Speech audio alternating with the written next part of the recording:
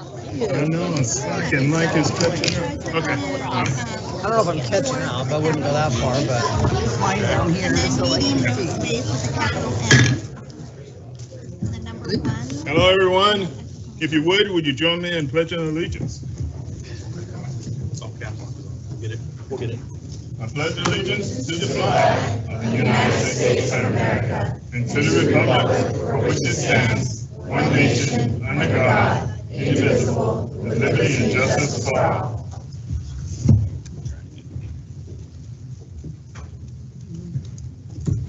You guys are lucky tonight. You get to listen to me tonight instead of the regular president.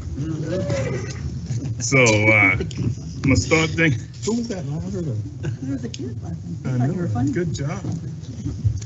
So I'm going to start things off with a couple of documents that we have to read. Is this one? This one.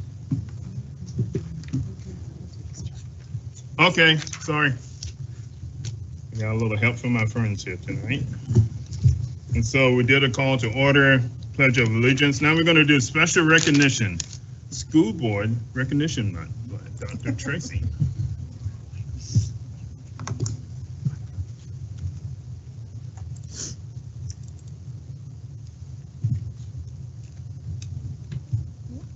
Okay, well, tonight's a special evening. We do have two items for special recognition tonight. And the first item for recognition is school board recognition. This is our school board month in Washington State, and I believe it's National School Board Month. And so every January, we like to take the opportunity to express our appreciation and thanks for the important work that all our school board members do here in Kennewick. So first, I'd like to start by reading Governor Inslee's proclamation.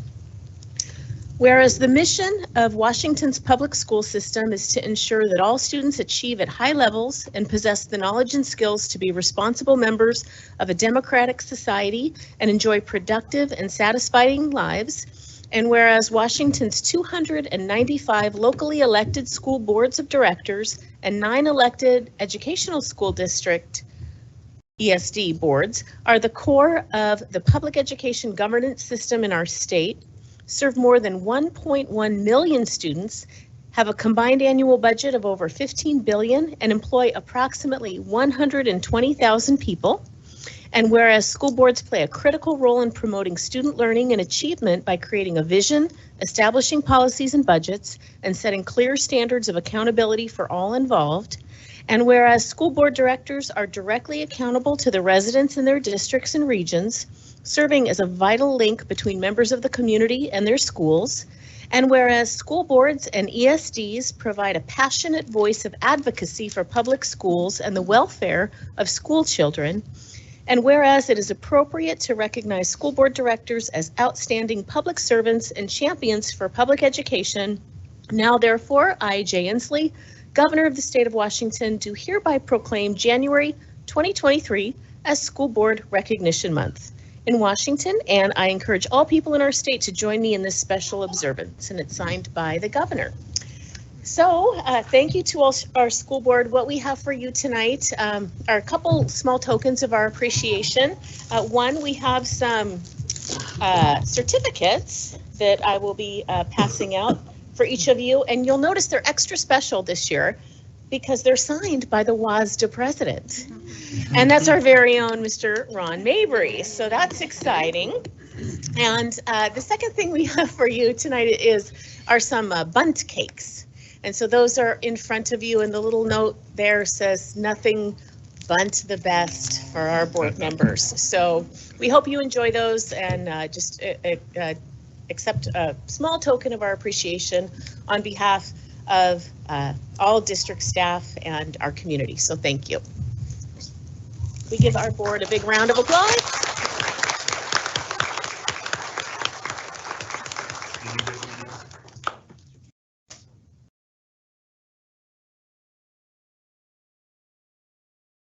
Thank you. Thank you.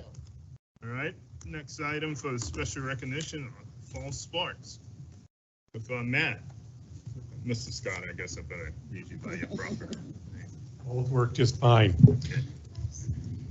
So yeah, as we traditionally do, we come to you at the conclusion of a season and we recognize our teams who have had outstanding seasons resulting in either a state championship or being in the finals. We had a lot of great team activities and a lot of great successful seasons, but we had one team that stood out, and that is our esports team from Southridge High School. So I'd like to introduce Rick Wells, who is our athletic director at Southridge, who will introduce us to our esports team from Southridge. Rick.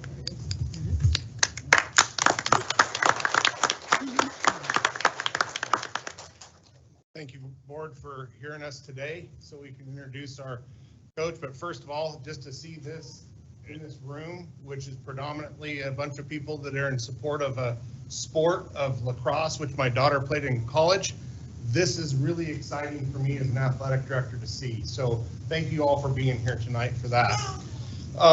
But before, I don't want to steal the thunder away from these young people over here that have won the only state championship so far this year in the Kennewick School District. And I'm very proud and brag about that here in a little bit.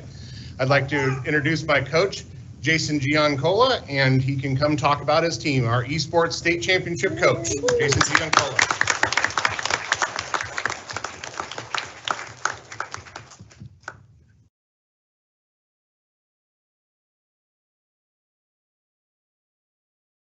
So, Ron, Yes. I do got to thank you. If you guys don't know, especially maybe new school board members, like 6-7 years ago, kind of right near my start of teaching, he came back from a meeting and goes, there's this thing that the West Side is doing called esports. What's going on with it? And from there, I had students who were interested and they kind of just went for it. I brought 3 teams here tonight. Our first team is our Rocket League team. There wasn't a state final for it, but there was a regional final. So it was California, Oregon, Washington, Idaho, parts of Nevada. About 180 teams competed in that Rocket League tournament. They finished number 16 in that region. I didn't see another Washington State team higher than us, so we kind of ran that.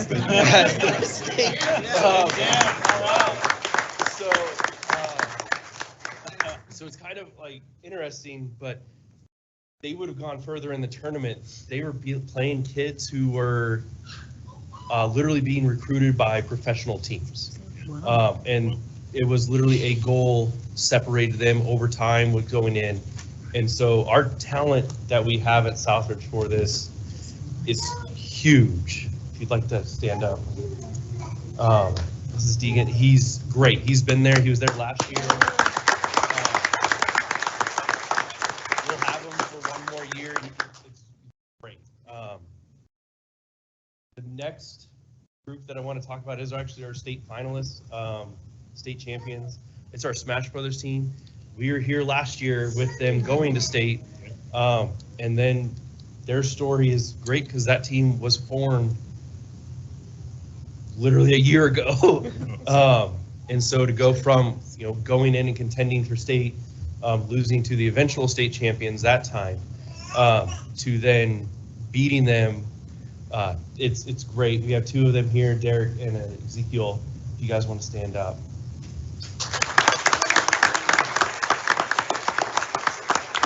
These 2 guys, they've been our ringers. There are finalists that go in.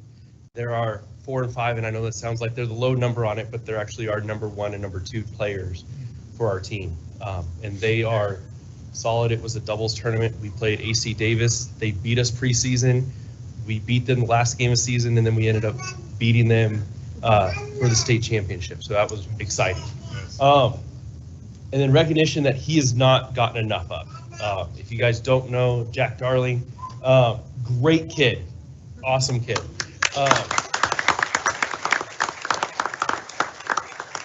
He was our solo Minecraft survival games player. Okay, most of the kids here probably know Minecraft. I'm gonna kind of joke about that, but he plays survival games, and he dominated survival games. Season-wise, he was 150 plus points ahead of everybody else in his league. and it was a group of kids of about 800 kids. And that is nationally. Went into playoffs, was 100+ points ahead at the literally last match, and ended up losing by 7 points to the number 1 person. So it was just nuts watching him, but he's ready to come back. So nationally, he is ranked number 2. And like I said, he doesn't get enough recognition for it because of the hard work that he puts in. So. We'll give him a second.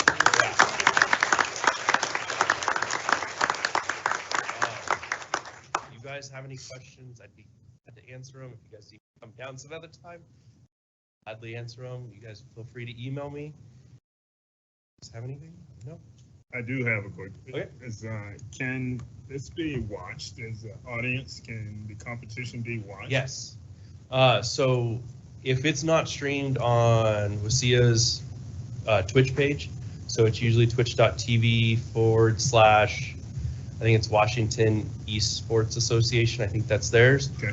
Or our club is currently streaming. They had a Apex Legends match today at 4, and that's twitch.tv/ SFGC 2019. So maybe you can share that with our publicity Yeah. folks, and we can give you a little press.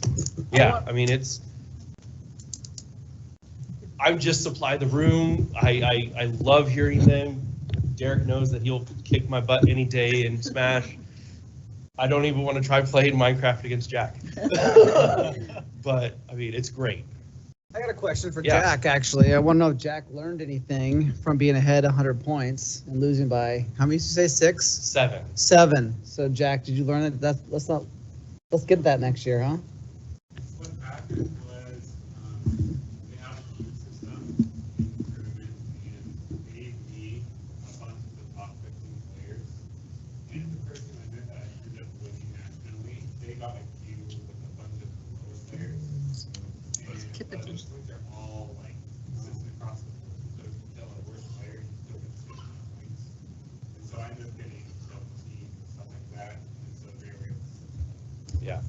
Is that a random draw? It's random draw. So their tournament in the last 5 games for the playoffs, they take the top 96 players and they'll split them into groups, even groups. And he ended up kind of getting the unlucky draw of I think he got 11 out of the 22 people in his group were top 15 players. So it was rough watching it, and you could hear it in his voice and kind of straining from it, but I can't be any prouder of them. Like any of those kids over there, they're great. Cool. Well, I'm a little more proud of them. They're not mine, but I knew I was excited when I first saw this sport and to see it blossom into what you guys have done with it. You're not my kid, but I'm mighty darn proud of you. Thank you.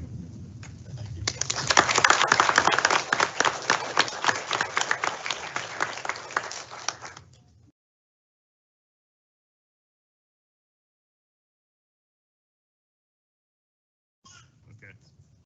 And then we're going to have communications from parents, staff, and district residents, and we're going to get the sign-up sheet. And we'll call out the names, and you're welcome to come forward. And don't throw that hard lacrosse ball though, because that hurts. But come up and speak for your sport. Can't wait to hear what you have to say. Okay? Also proud of you guys because we have when I say we, I'm talking about the family. Our family helped originate this sport in the Tri-Cities. We started out as a Tri-City Coyotes, I think the word. So I'm also proud of you. Depends on how well you do up here in front of the microphone.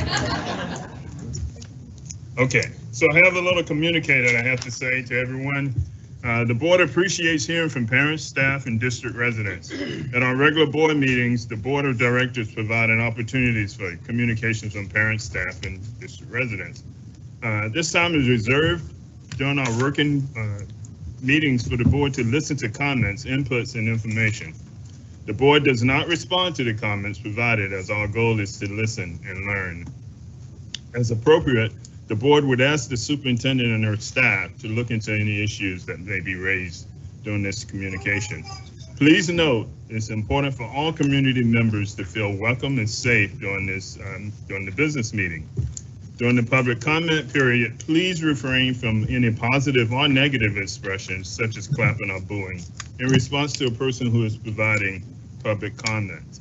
If any audience member has any concerns about how they are being treated by another attendee, please contact a cabinet member towards the back over there to report the issue. The board does not take public comments or issues related to personnel or individually named staff members at board meetings. However, you can email the board with any such comments. Okay, this is for me, I think. When the board member calls your name, please come up to the podium in front of the room. You have 2 minutes to address the board. A stoplight on the screen. I think we were going to have that on there. We'll let you know when to begin, and when you have a minute left, your time. I'm sorry, and when you have a minute left, and then your time will end. If there are multiple people speaking on the same topic, please focus your comments on the aspect of the topic that has not been already addressed. Okay? We're good to go. So the first on the list is Lori Stevens, speaking on lacrosse.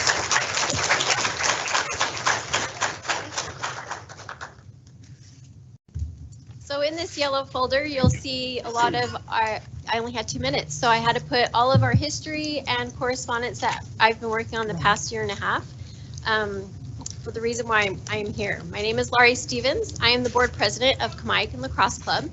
I have worked the past year and a half with district administrators, school athletic directors, principals, and Washington state organizations, to which we are coming to you as our community representatives.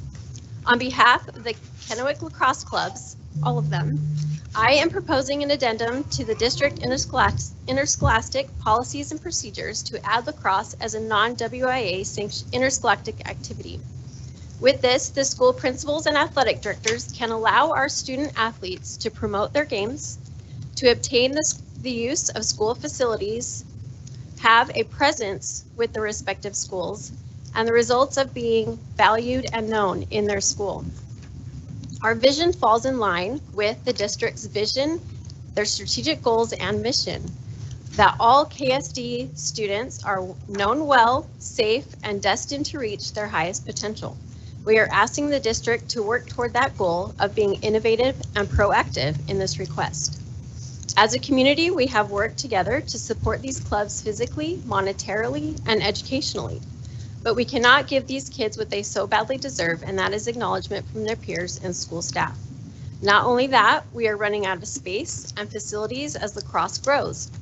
Lighted fields are far and few between to host games, and field space to rent for practices amongst all of our clubs are becoming more of an issue. We are not asking for money. We are all self-sustained, and this would allow us as boosters to give back to the schools.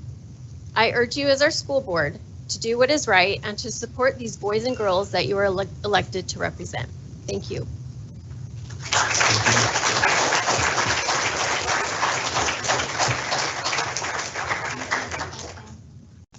Trustin Schumann. Trustin? Yeah. That's it, Ron?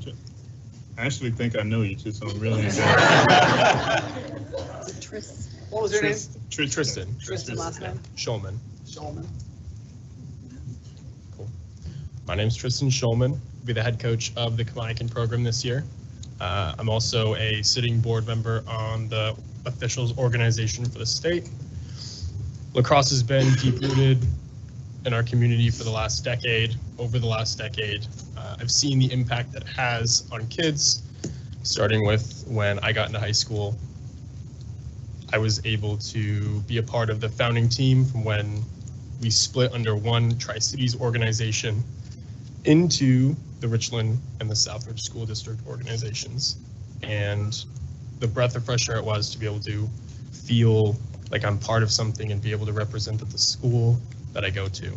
It's super important for these boys to have that impact and feel a part of the school.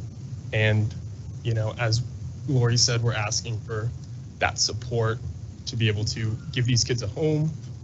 And, you know, it's crucial that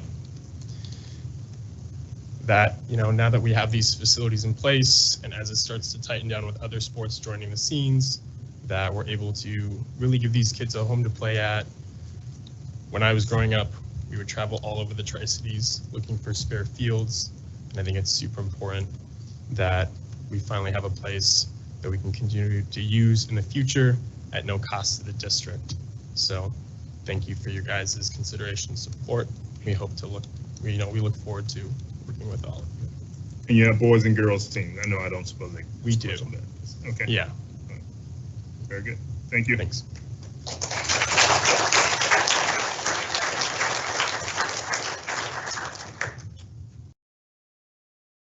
Is that Wyatt Schaefer?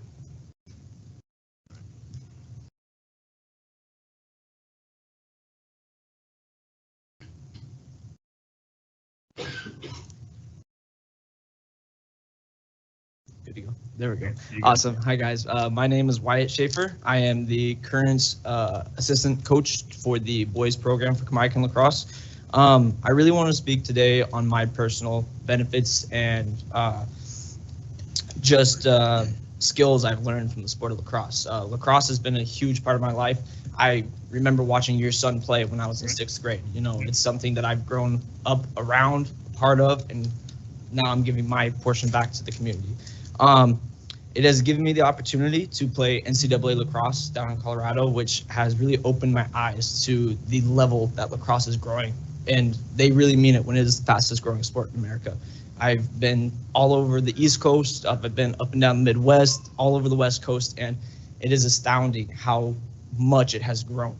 And we are getting to that point. We have finally created our own standalone program for Kennewick lacrosse, and I know I'm kind of beating a dead horse here, but facilities are something that we are really trying to acquire here. It is imperative. We are constantly looking for alternative solutions to be able to have practices under lights in order to have games and just to get kids out to play. We're accomplishing it, but we are limited in what we're allowed to do, and it is making us more and more difficult to achieve that goal. That's really all I have to say, but I just want to thank you all for your time, and I really look forward to decisions made. Thank you, guys. Just, I have a question for Yes, you. go ahead. Sorry. Go ahead. Colorado, Yes, sir. did you know that WSU had a lacrosse team? I do. So they can shut you down.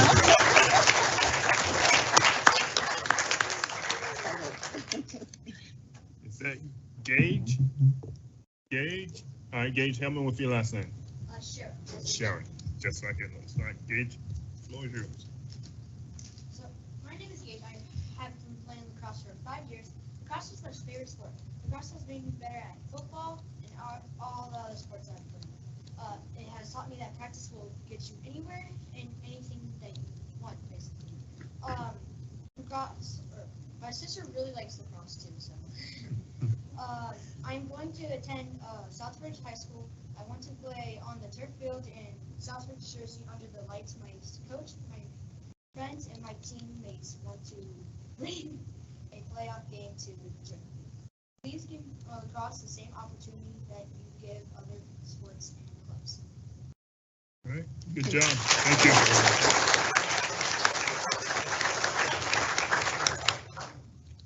Better get this right. Heather Schulman. Can't mess that up.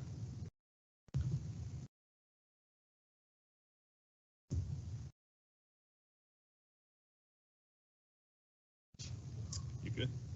Hi, I am Heather Schulman. I'm the mother of the head coach for Kennewick. I have also been part of the lacrosse community since it started here in the Tri-Cities. And I'm just here to reinforce that as a fellow educator, we know it's important for our kids to be able to feel connected to their school and how that helps them achieve academically, socially, their whole round being. And so I just asking that we help support these kids do the same and be part of their school. They're not taking from anything else. These are kids that just like my son wasn't really interested in anything else. And so he came to me and was just like, what about lacrosse? And we found out that it was happening. And we have seen it grow. We've been part of it growing. I helped start the high school program here in Kennewick when we grew to where we needed multiple teams. Now there's 5 high schools in the Tri-Cities with growing numbers for Kennewick to be another one. And so they're just asking to be part of the ASB, be part of their school, just like esports, which I think is totally awesome, by the way, that that's a thing now. And, you know, ASB and all the different clubs. If you watch, we grew and we did all the work ourselves. And now it's even more so to how much more that they would bring even back to the school with the boosters. Just the leadership skills. You can see my son today. He used to be shy, by the way, before lacrosse came about. Now he's a teacher to the other new kids coming on. He's grown as a leader. He's developed as his person in himself. And so I'm just asking that we allow these kids to be part of their school like everybody else. Thank you.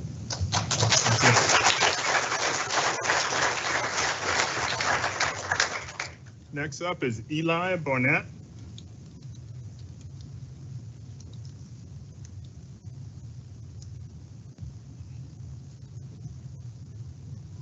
Hello, my name is Eli. I've played lacrosse for nearly 3 years now.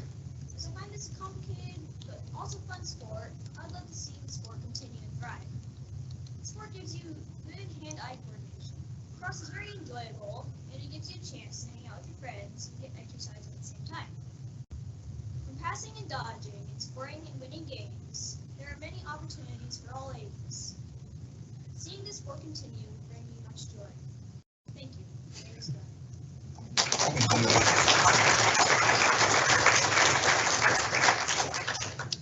Thank you, Eli. And next we have Matthew Compel. Couple. Okay. Sorry, Matthew. No worries. My name is Matthew Kemple. I'm a parent of an LGBTQ plus child who attends a KSD school. I'm also a member of the clergy as well as a licensed mental health clinician in the state of Washington. I was angered and disgusted by this board's decision to restrict the display of flags, specifically the pride flag.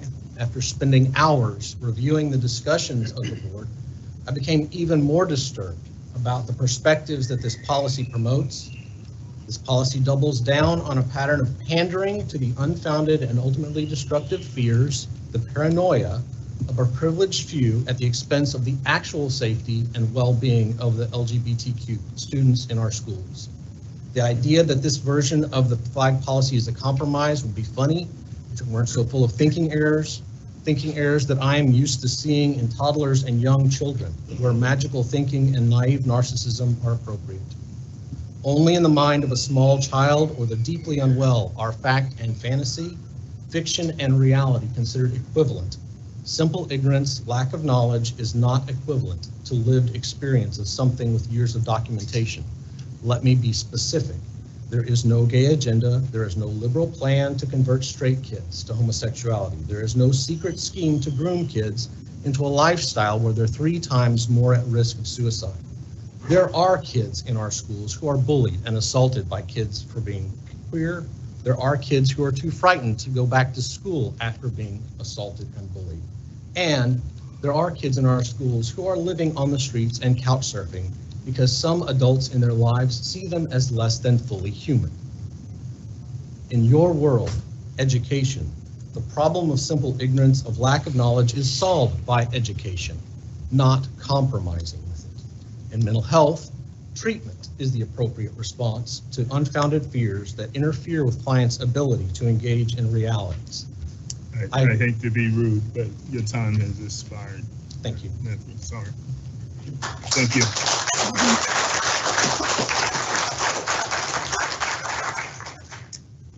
Julio Martinez.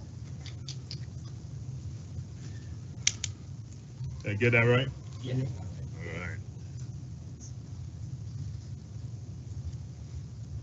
Hold on. Okay. How's it going, folks? My name's Julio Martinez. I'm new to the Tri-Cities. I am currently accepted a position as a head coach for Southbridge High School. So that was the first time meeting the AD. I love it.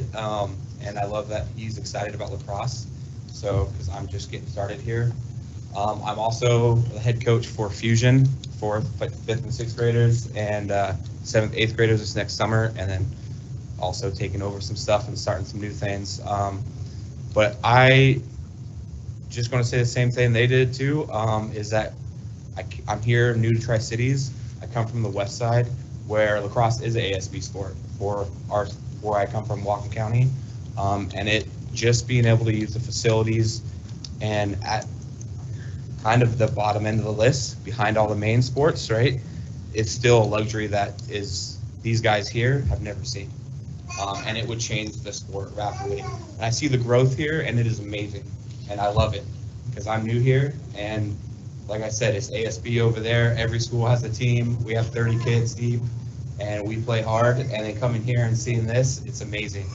And that's why I accepted the position as a head coach to hopefully help grow the sport and do the things in the off season too. Yeah, and gotta say lacrosse changed my life. I wouldn't be here if it wasn't for lacrosse.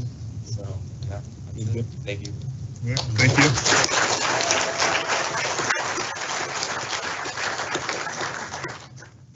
Lisa Papard. You get it right, Lisa? No. I haven't corrected anybody yet, but I suppose I should. Peppered. Peppered. Peppered. Yes. Thank you. I think after 10 years, I would get it. Okay, sorry. I'm ready. So I'm here to speak again about the flag policy. You're absolutely right when you say that the proposed flag policy does not ban flags. But I believe this is an attempt to diminish the visibility of the LGBTQIA+ community and a way to show your constituents that you can push their agendas. There is still time to walk this back, and I hope that's what you'll do. You said in a previous meeting that you would like to know what the students think. I would also like to know. How would you handle a student survey? How will you make sure it can only be answered one time per person? What kind of questions would you ask? How would you make sure the sample size is big enough? If the majority of students are opposed to the policy, will you change it? If we had survey results similar to Richland's, what impact would it have? Imagine a world where a student takes a picture of a pride flag in a classroom and shows it to their parents. Imagine that instead of putting it out on social media and putting out a call to arms, those adults explain to their child that there will be plenty of things like this in the great big world out there, and just because you don't like something doesn't mean you have to try to eliminate it or suppress it. When something isn't hurting you or anyone else, it's okay to let it be. So real quick, my child, Eva, spoke at the October meeting, has turned that presentation to you into an editorial commentary and placed, and often won first, at every speech competition since then. And good. The debate kids are going to state as well. Congratulations. Shout out to them. Good deal. Good job.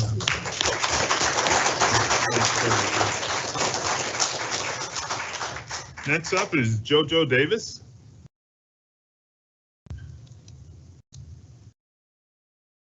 As a former lacrosse mom, I wish I was talking about lacrosse. You still can. I know. Yeah. I only have 2 minutes. You got 2 minutes. All right, a year ago, I began coming here every month to share with you middle school news. Some of the main topics I've talked about: safety concerns, building conditions, need for mental health therapists, financial support for underrepresented and poverty impacted schools. I shared the need for equity. I know, not a popular word with some, but I still see that need, the dire need we have to give more to those that need more. I shared with you my heart as a born and raised Kennewick School District student with Washington Park, Kennewick, a parent of Kennewick School District kids.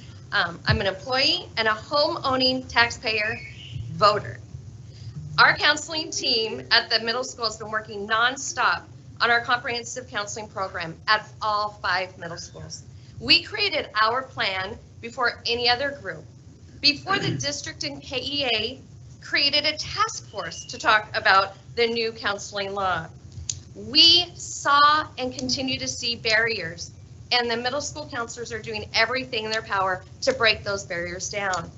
But we need you, the board, to keep your eyes on what our students need most: support from their school counselors, whose job it is to take care of emotions, academics, behavior, family issues, clothing, school supplies, assistance with housing and food.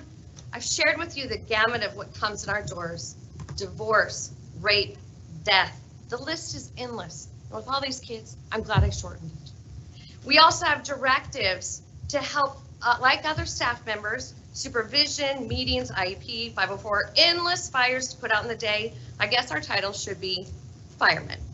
As we look at the successful passing of the levy on February 14th, I'm hoping that although school counselors are nowhere on that levy list, you included everyone except principals and school counselors. We hope that we won't be forgotten, but will be supported not just with words, but with financial support as well. Thank you. Thank you.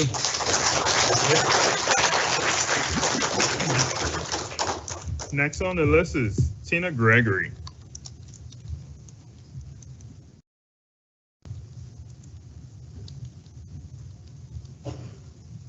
Thank you. I stand on my belief that the only flag in the classroom should be American curriculum and school mascots. Religion is a pursuit or interest to which someone ascribes supreme importance. Gay pride is a religion and has had access to our classrooms without our knowledge far too long. If we are going to allow religion, I will donate flags that represent our Creator free of charge. Local action will have national impact. Our voices can't have been silenced too long. While allowing religion back into our schools, let's allow Christianity and abstinence as a choice.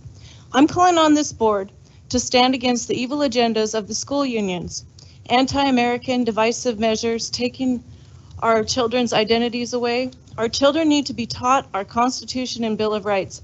All men are created equal. Unions shouldn't be allowed to groom and indoctrinate our children. We need policies that protect them from these evil union agendas. I would also like us removed from any connection with national school board associations. We need to keep things local. We are raising future doctors, senators, presidents. They need to have the knowledge of our Creator and our Constitution. America is a melting pot. Anyone can work hard and become anything they want. The World Economic Forum and a few so-called elite want to destroy the nucleus family, the ability to reproduce and think for ourselves. They are pushing sterilization, nanotechnology, and surveillance under the skin. They want to transition our children. There are so many young adults that regret mutilating themselves. We the people are the majority. We need to stand against their evil agendas, and our children are off limits. God so loved the world that he gave his one and only Son, that whoever believes in him shall not perish but have everlasting life. For God did not send his Son into the world to condemn the world, but that the world through him might be saved. He who believes in him is not condemned, but he who does not believe is condemned already, because he has not believed in the name of the one and only begotten Son. And please let La Crosse in on ASB. Thank you.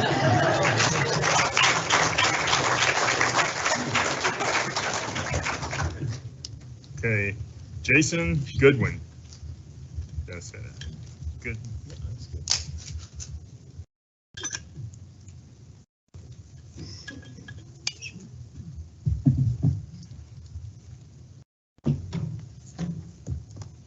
Policy 2333. I previously talked about the USA flag and how it represents equality and freedom. Also talked about laws already in place to protect citizens from sexual discrimination of all kinds. Title 9. With me going to Park Middle School, Kennewick, I always felt safe even with 4 fingers. Talked about my family doesn't care about sexual preference a teacher has. Brought up the concern this flag policy could lead to lawsuits and litigation. Part 3. On 1978, artist Gilbert Bako, an openly gay man and drag queen, designed this flag. Fast forward to November of last year, approximately. So, a brand new pride flag has been created in the aim of being even more inclusive than previous versions. The flag, also created by sex worker rights and prep advocate Jason Domino, includes a red umbrella symbol, which has been used by sex workers across the globe in a way to remember sex workers who were victims of abuse and violence. The new design red umbrella has been superimposed on top what is known as progressive pride flag, which incorporates trans flag blue, white, pink stripes, graduated black, brown stripe represent LGBT plus people of color. This flag, trans, LGBT plus, in remembrance of sex workers, hanging in a 10th grade class, 6, heck, why not kindergarten? Start them young. This is what's currently allowed in Kennewick classrooms, no policy. And our school board is going to put in a writing lack of, remember this, it's not what's in the policy, is what will be allowed. This is what's called grooming. Memorials and tax dollars will not support it. This coming levy will cost me $2,000. We live in a modest 3-bedroom house. See how it costs, how much it costs you before you vote. How are your kids' grades? They're not even going to school a full 5 days a week, and the KSC wants more money. Maybe you're against grooming too. Quit the sexualization of our youth. Education over indoctrination. Tell your coworkers, friends, and family about this flag policy and the grooming of our young children in the classroom. Vote no on the levy. Thank you, Jason.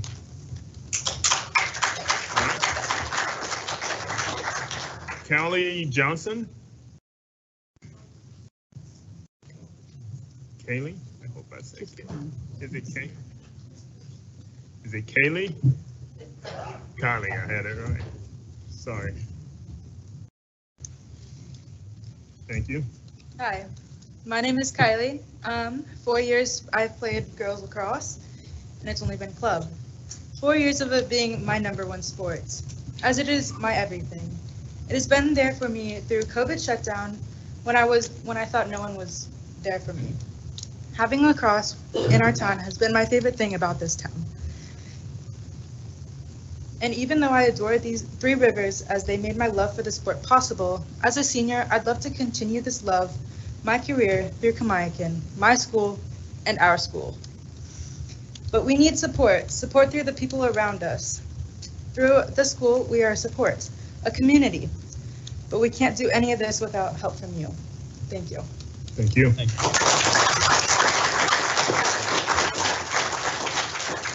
you. Next up is Heather Storm.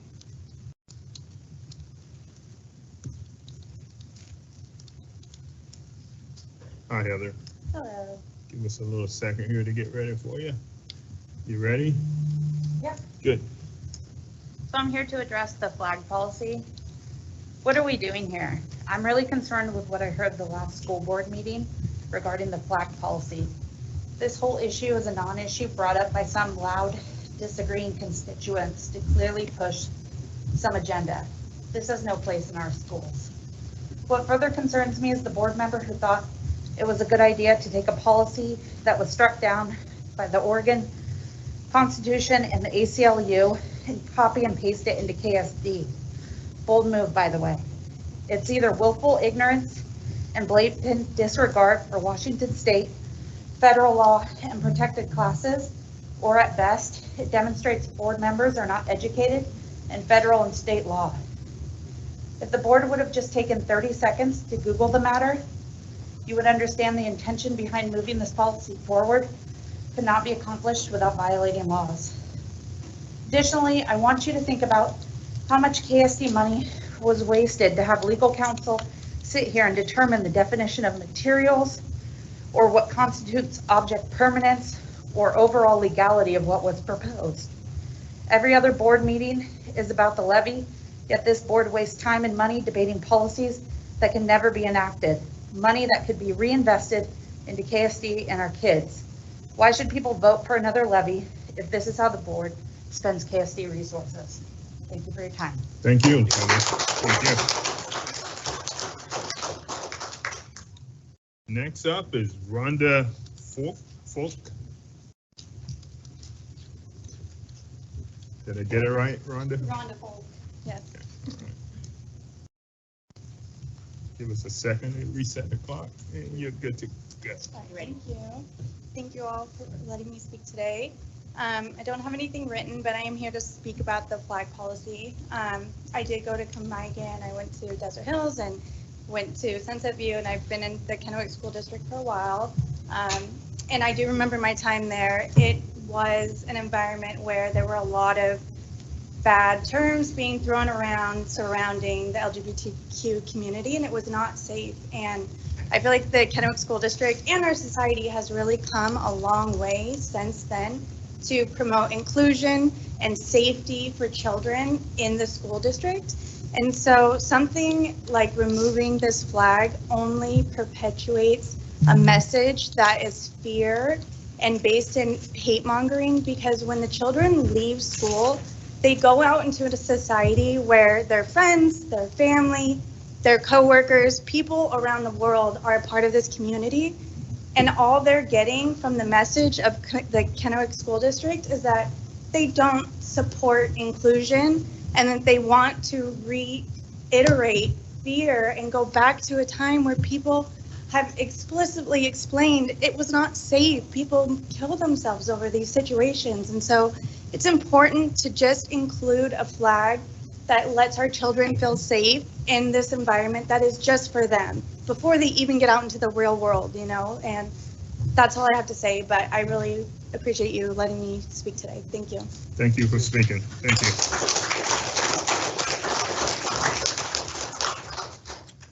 Next up is Captain Osborne.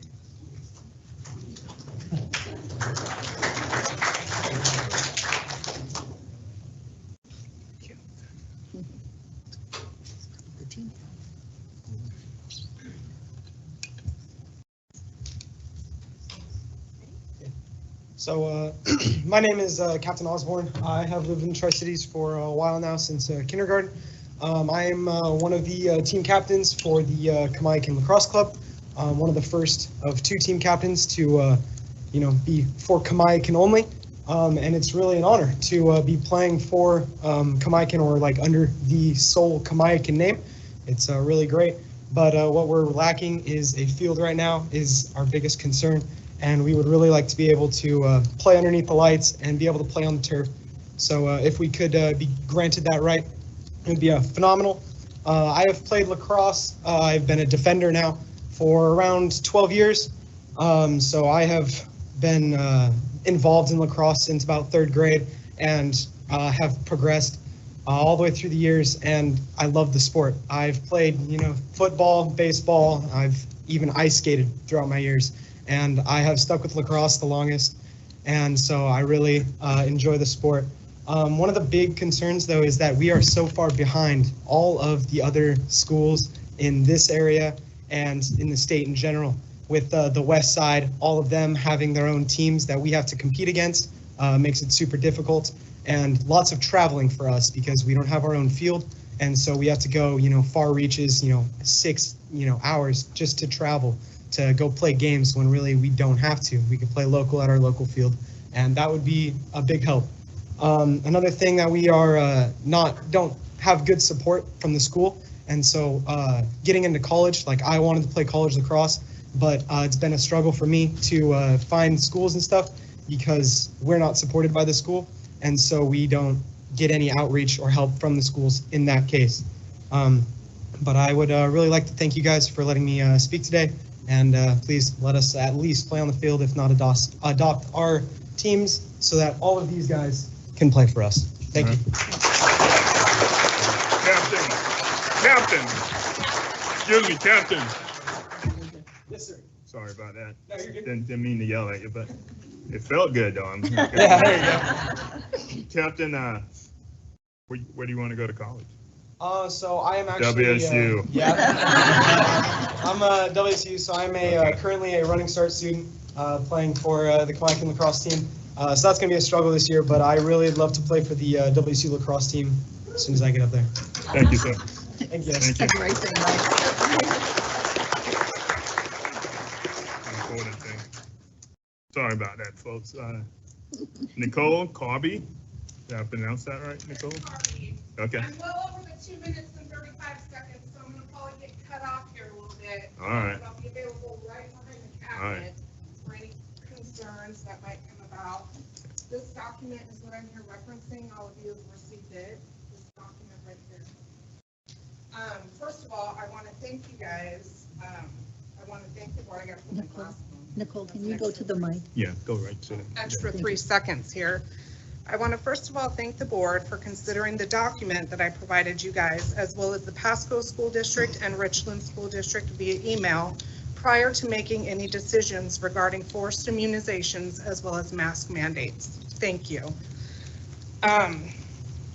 I want to encourage the community who is listening to this Nicole, to reach out. You have to talk to us. Oh, Thank you. well, I'm really here to address the community. You can't. You got to talk to Okay. us. Thank you. This document was prior to the 2020 elections and is proof that the elections was fraudulent. Most news agencies listed with the FCC received this information. It did not report on it and would have an impact on that vote. As it turns out, directly relates to this flag policy that we're currently discussing and why that flag right there, those two are the only ones that need to be flying. I'm here before you today as there is a vote coming up on St. Valentine's Day. Separate from this document, I encourage you to reach out to not only the news regarding what happened to my children, but also this school board. Prior to voting, you guys need to be informed of the negligent care that has occurred here in the district, and in particular at Horseheaven Hills Middle School, a pattern that has occurred since 2011.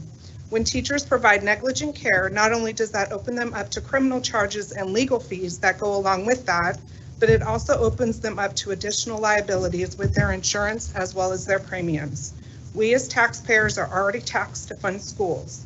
This school district needs to change these practices and behaviors so the money they are currently receiving from the state as well as the federal government are spent on things going towards education and not personal injury claims or legal fees. So please spread the word with anyone you may know about this, as well as reach out to the faculty of your schools, the superintendents, as well as the school board, and ask what I'm referring to. You can also do so with the local news. I encourage you to reach out to me with any responses. What was her name? What was her name? Nicole Carby with Carby Consulting LLC. Thank you. Your time is up. I Thank appreciate you. you speaking.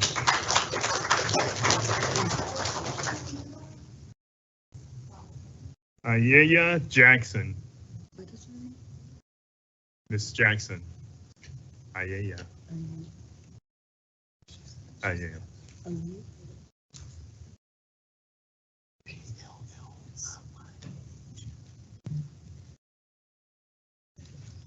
Hello, my name is Aaliyah Jackson. I am a senior at Kennewick High School, and I'm here to talk about the flag policy.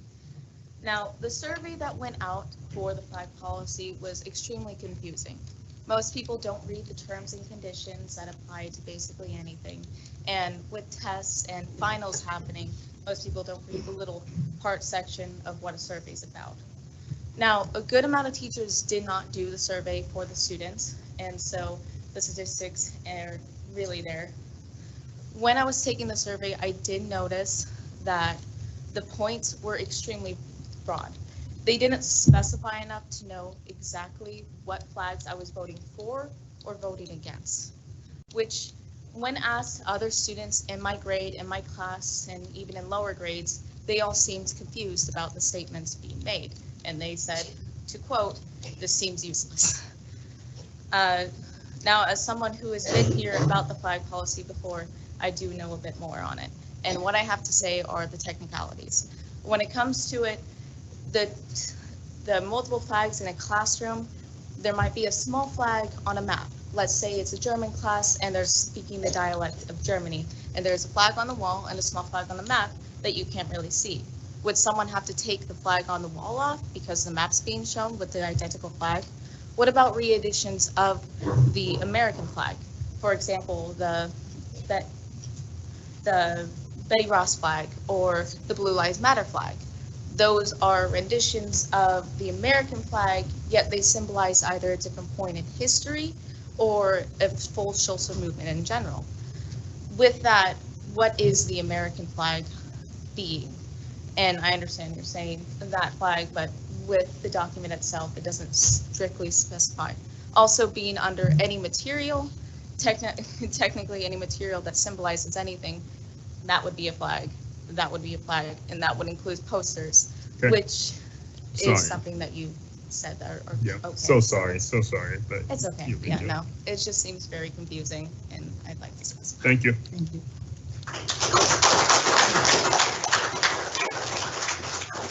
And they have QT Bartley. Will you say your name for me? I think I said it wrong. Kati Banto? Kati Banto. Thank you so much. Kati. So do I have to stand right in front of the mic? Yeah. Sorry, Okay. it's good to go. Okay.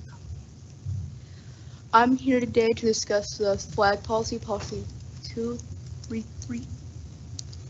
And I'm a senior at Kennewick High School. No, current senior. I was also one of the people who took the survey, and I was very confused, and many others in my class who were also taking it were very confused about what meant what, because that's all up, because the statements were very broad and didn't specify what applied to which category. Some flags people view as political, and some flags people do not view as political, but others would. So it wasn't really specific on what would apply under those circumstances. Also, a lot of teachers were very inconvenienced by the survey, and half of them didn't even make their students take it. So once again, statistics aren't accurate. Also, I'm just here to say that our sexualities, like the LGBTQ plus community, isn't a religion, by the way. We don't have an agenda. We're just people who maybe don't like the same gender as we. Maybe we don't like the opposite gender that we are. Maybe we don't feel right now. No, we're not a religion or an agenda. We're just people trying to have human rights, man. And because my sexuality was in choice, I didn't wake up one day and say, yeah, I like women now. And we shouldn't be condemned for that. I didn't do anything wrong. And I'm not against other people. Everyone has the right to have things. We aren't hurting anyone else, so us existing shouldn't be a problem, or our flags, should they? Also, we are not anti-American either. We love it here. We just wish we had more rights in our schools. All right, thank you so much. Thank you for your time. And that's the last person on our list, and there's no one online. We want to thank everyone for speaking out tonight. Certainly appreciate it. And good luck with lacrosse. And everything else. I did not mean to take favoritism. All right, next on our agenda, somewhere is it?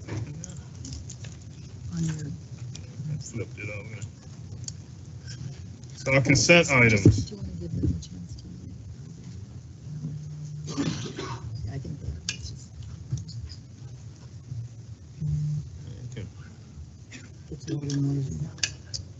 Okay. Next on our agenda is consent items. And, do we have a motion to approve? Move to approve the consent items as written. All right, do we have a second? You actually don't need a second, but. I asked for it though, so if I can get a second, I appreciate it. I'll second it. All right, we have a motion and a second. All those in favor? Can we get a vote? Or do we need a vote? Yeah. Mr. Galbraith, Abstain. Mr. Valentine, Yes. Ms. Sunvik, Yes. Mr. Mabry. Yes. Thank you. Thanks. Okay.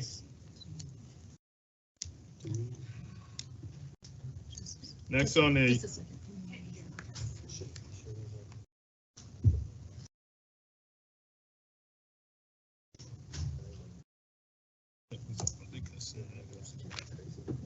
are we on 6 now? Okay.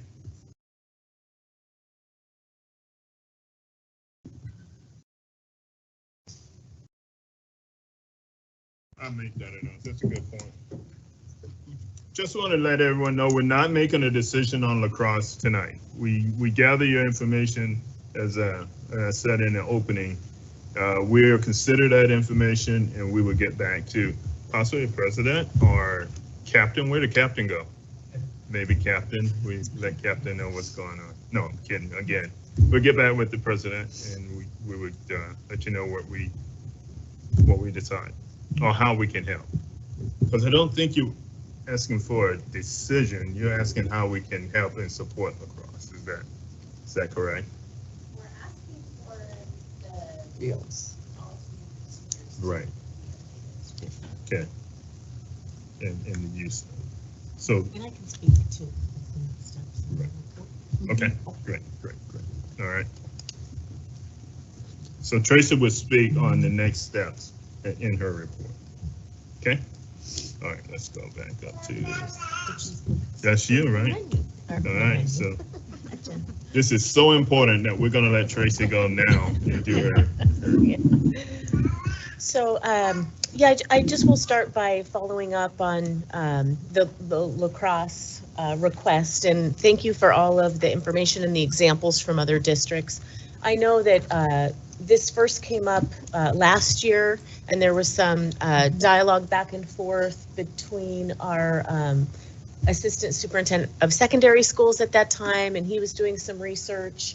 You know, he's since retired, and so things have transitioned to new people in the organization, and so we're working on looking into what you've shared, and I appreciate again the examples, and so we just need some more time to follow up. I've asked the team.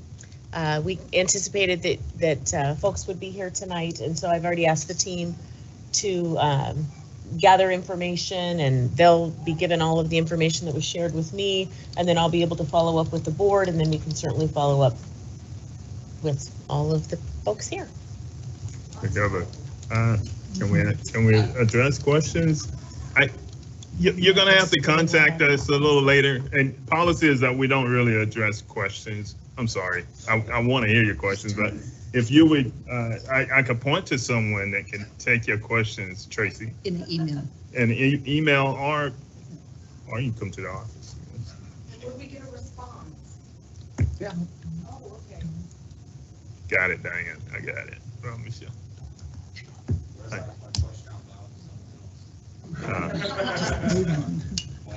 Got it, Diane. I got it. Yeah, we have to move on. Reports and discussions. That's next on our agenda. And nutrition services. Oh, is that right? Yeah, first it's superintendent board member report. Oh, hold on a second. What is it, Diane? The board member reports. Board and superintendent report. So our reports first. Oh, I thought I just said that. Oh, I know, well, you know, each board member. took Oh, those yeah. dates Sorry. and Okay, I'm new at this, so don't. Sorry, We're not yelling, we're not yelling. So Thanks for the help. I'll go ahead and let board members speak. Oh, I know what you're saying now. Okay, got it. I'm back on course. All right, board members' reports and comments. Do you have any comments on the board members? Gabe? Not tonight. What? Not tonight. Nothing at all? Nope. Okay, all right, good deal. I missed that. I missed yours. How about the young man sitting next to you? Yeah, short little thing. All right. So I just, my update this week is I've been out and about answering a lot of questions about the levy, trying to, I've had a lot of people reach out to me this last probably 2 weeks, so I'm trying to educate them best I can. I just hope everybody understands the safety side of it, that I think is a really important aspect. And then I just have a quick little story to tell.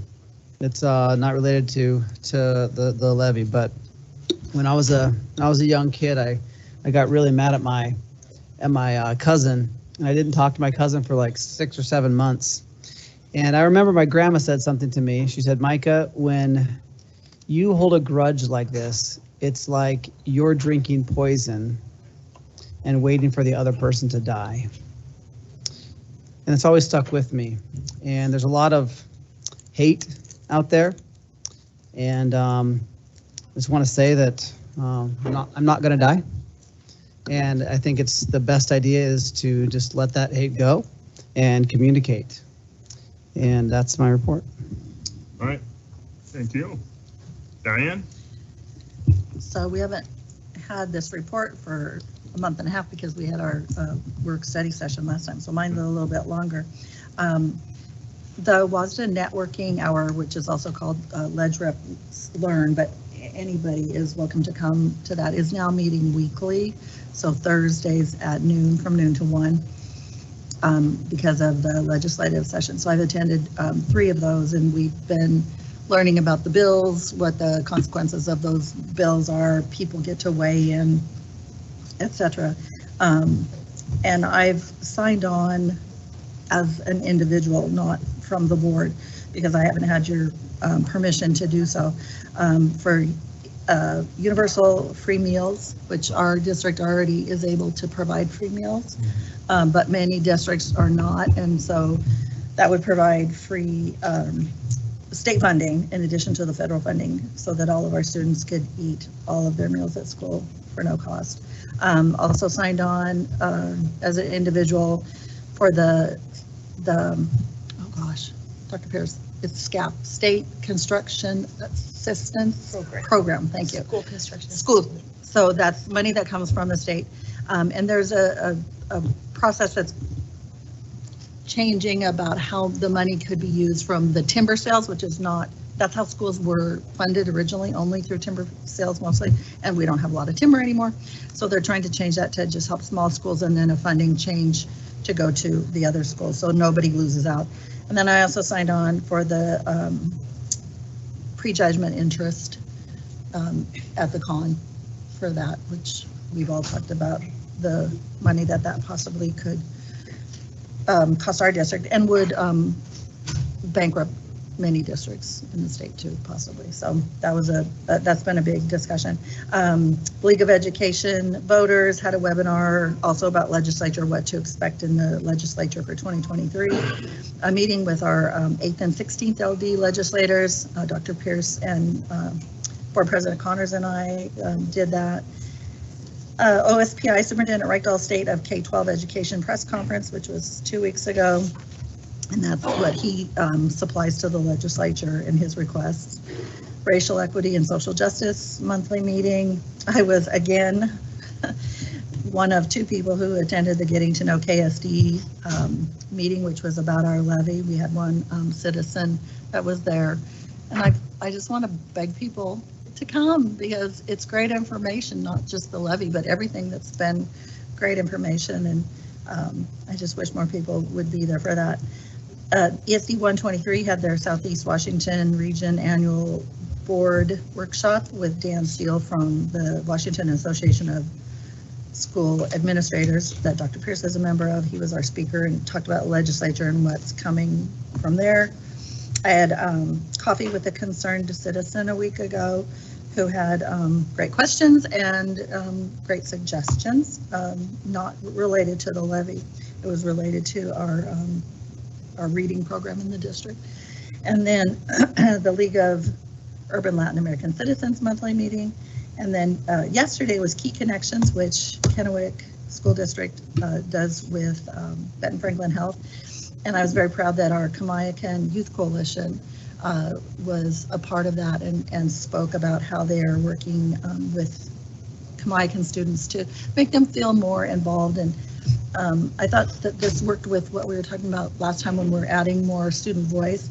One of the things that when they talked to their students was that students, their exact words were, students are feeling like they don't have a voice. And so I think we're cognizant of that and we're working on that, and we need to remember to continue to move forward on that. And also we had Detective Long from KPD, and he spoke to us about some information about gangs in our area and what's going on and things that we can look for. And he was very complimentary to the district about working together and helping out. And the most important thing he said, and I think this is, every student should be known and valued, is that every child needs to be known and valued, and that's how you fight gang attractiveness. So I think we're getting there. Good. That's it. Lloyd? London? I'm sorry, London. Oh, Lord. I don't have anything. I'm talking right to now. Chester. I don't have. Don't have anything? Okay, very good. Thank you. Thank you. And I apologize. I did not do that on purpose. Okay, I don't have anything. So, and you already gave your report, correct? You don't want to do over? Second report? No, do over. Okay, we're going to move on to reports and discussions. And we have nutrition services online.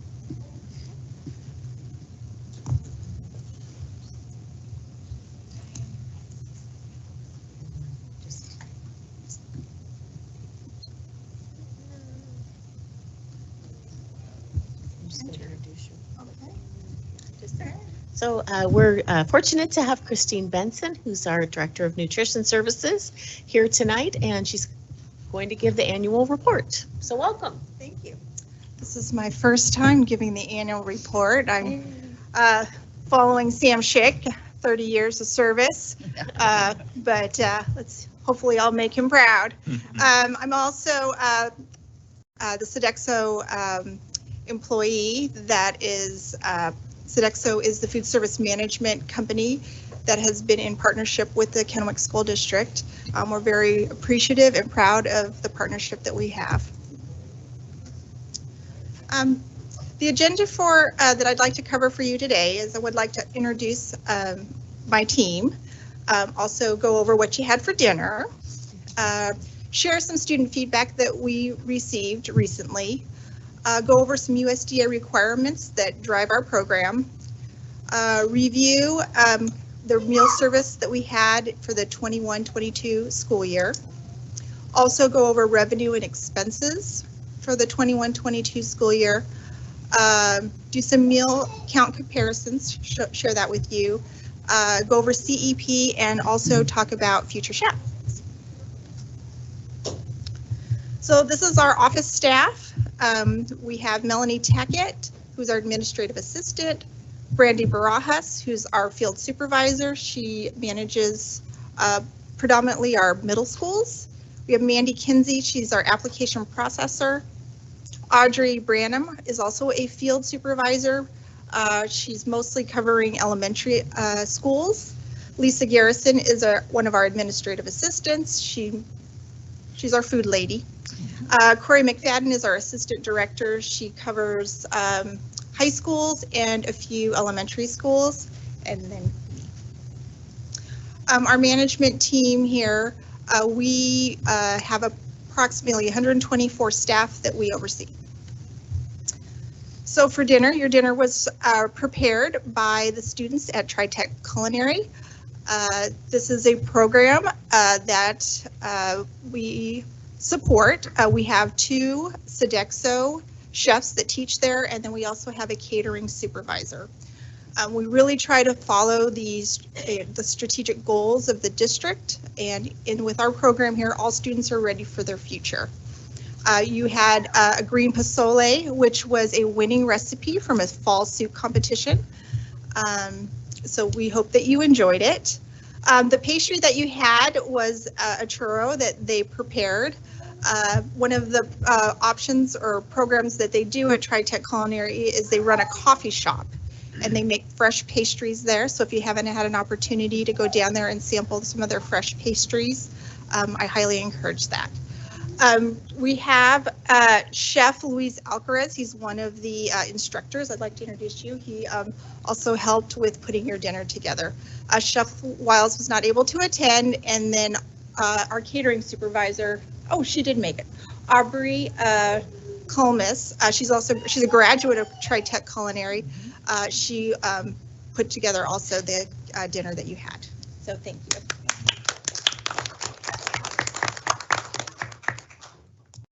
So we know that all students are safe, known, and valued in this school district, and we take that very seriously. They are our customers, and we really, work really hard to find out, what they expect from us. What do they want to see in our program? So we do hold focus groups and discussions with students at all grade levels. And so far this year, we've had a high school student advisory group that we met with. At Legacy High School, we have a group of leadership students that we meet with every couple of months to talk about how our program is working out there. At Chinook Middle School, we had a captured survey where we gave a group of students, we gave them cameras, we had them take pictures of their meal experience, and then we met with them in a small group to talk about, again, things that they liked about the program and things that they'd like to see us improve on. And at the elementary level, during November, we did have a Vote and Be Heard campaign where they voted on some of their favorite lunch options. And again, here's some questions that we asked, and we really focused on, what do they like, what do they dislike, what do they want to see from us. And here's some of the feedback that we received. You know, students really like the customer service that we provide. They like that our service is convenient, that they have choices. You know, the speed of service at Kennewick High School, we feed about 700 students in about 15 minutes.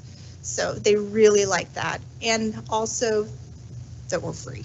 So, what do they want to see, you know, that we're serving? You know, a variety of fresh fruits and vegetables.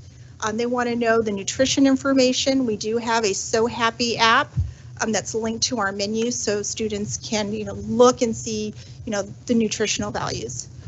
They also want to see that if they do have a food allergy, that we can accommodate them. So if they have a doctor's note with specifics to their food allergy, you know, we do our very best to accommodate that need.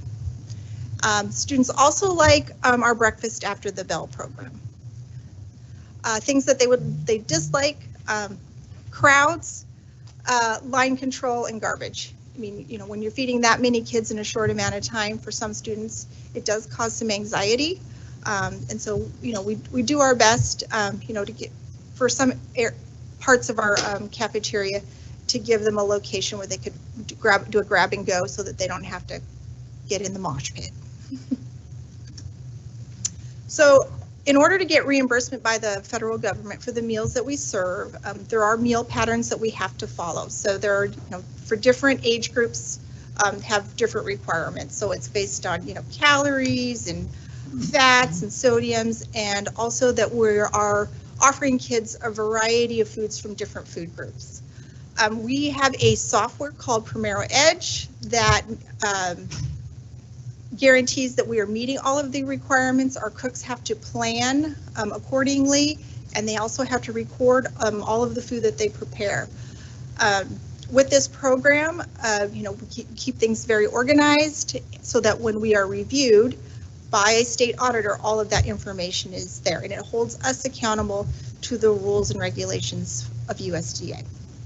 And we will be reviewed by the state in the spring. So, you know, we're very focused on making sure that, you know, our staff is prepared and that they are following all of the rules.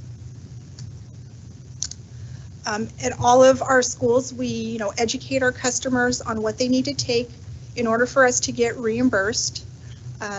These are located at all of our, you know, at all of our kitchens. It is also one of the requirements by the USDA. So I want to talk about meal service for the 21-22 school year. There was a waiver by the government that all school districts could serve a no-cost breakfast or lunch. This was part of a program called the Seamless Summer Option. So in the fall of 2021, because we still had masks in place, we did have a modified service where we actually put all of the food on the plate, where we didn't necessarily open it up as an offer versus serve. So we didn't have our offering bars out at all of the schools. And if we did, everything was pre-cupped for safety purposes. By the spring, we were able to offer a full service model where students could go through our offering bar and utilize the offer versus serve model. So for the 21-22 school year, we're very proud to say that we served nearly 3 million meals to the students of Kennewick. So we'd like to talk about the revenue and expense trends for our department. We really are trying to be mindful in our business that we do not spend more than we bring into our department. So as you can see, over the past 5 years, we've done a very good job of managing our department. 21-22 was an exceptional year where we actually generated a lot more revenue, and the reason for that is because of all of the COVID relief money that came to our department. So, you know, it wasn't something that we expected, but, you know, we were still trying to manage our business as we always have, but in that particular year, we did gain a lot more revenue than expenses. So we wanted, I want to talk about the lunch and breakfast meals that we served in the 21-22 compared to the year before. So the year before, we were not in school full time. So we did a lot of grab and go meals. Actually, was the year before that, we did a lot more grab and go. We were coming back slowly, so we weren't serving as many meals. But by the 21-22 school year, we were definitely serving more meals. And again, that was totaling close to 3 million meals. Now this is a comparison of our summer meals. In the 2021 school year, that was the year that we were still doing some grab and go meal service at the for summer school. In 21-22 for summer, all of the students came back to schools, and we had to return to the rules where students had to eat on site. And when we did that, we did not serve as many meals. So as you can see, we're averaging 708 lunches per day versus 1,633 the previous year. So I want to now talk about the community eligibility provision. This is a program that we've participated in for 5 to 6 years. Last year, the state implemented a law that said if school districts have at least 40% of students that are directly certified, and what that means is students that receive basic food, temporary assistance, families in need, foster, homeless, migrant, then you are required to participate in a community eligibility provision program. So when we applied for this program at the end of last year, we were 51.65%. So what that meant for our school district is for this school year, we could offer a no-cost breakfast and lunch to all students. So all of the waivers from the previous year had gone away. So a lot of school districts then had to go back to, receiving applications and not offering no cost breakfast and lunch. But for us, we were fortunate enough we could do that. What this does is it allows us to do this program for 4 years. Right now, the state they are still paying the difference, but there is a shortfall in funding. But we are hopeful that the legislature will continue to fund it for the remaining 4 years of our program. If our numbers continue to stay that high, we will reapply in June, and then that will again extend us it re-ups our 4 years. So I'd like now to talk about our Future Chef competition. It is a competition that we participated in for the past 10 years, and we're very proud of this competition. We've had students in the top 40, we've had students in the top 5, and we've also had a national winner. So we take this competition very seriously, and we like winning. So this year, our Future Chef competition is going to be held on March 3rd at TriTech Skills Center. We get the support of the culinary arts students. It is offered to 4th and 5th graders, and they need to submit a recipe for a healthy side dish.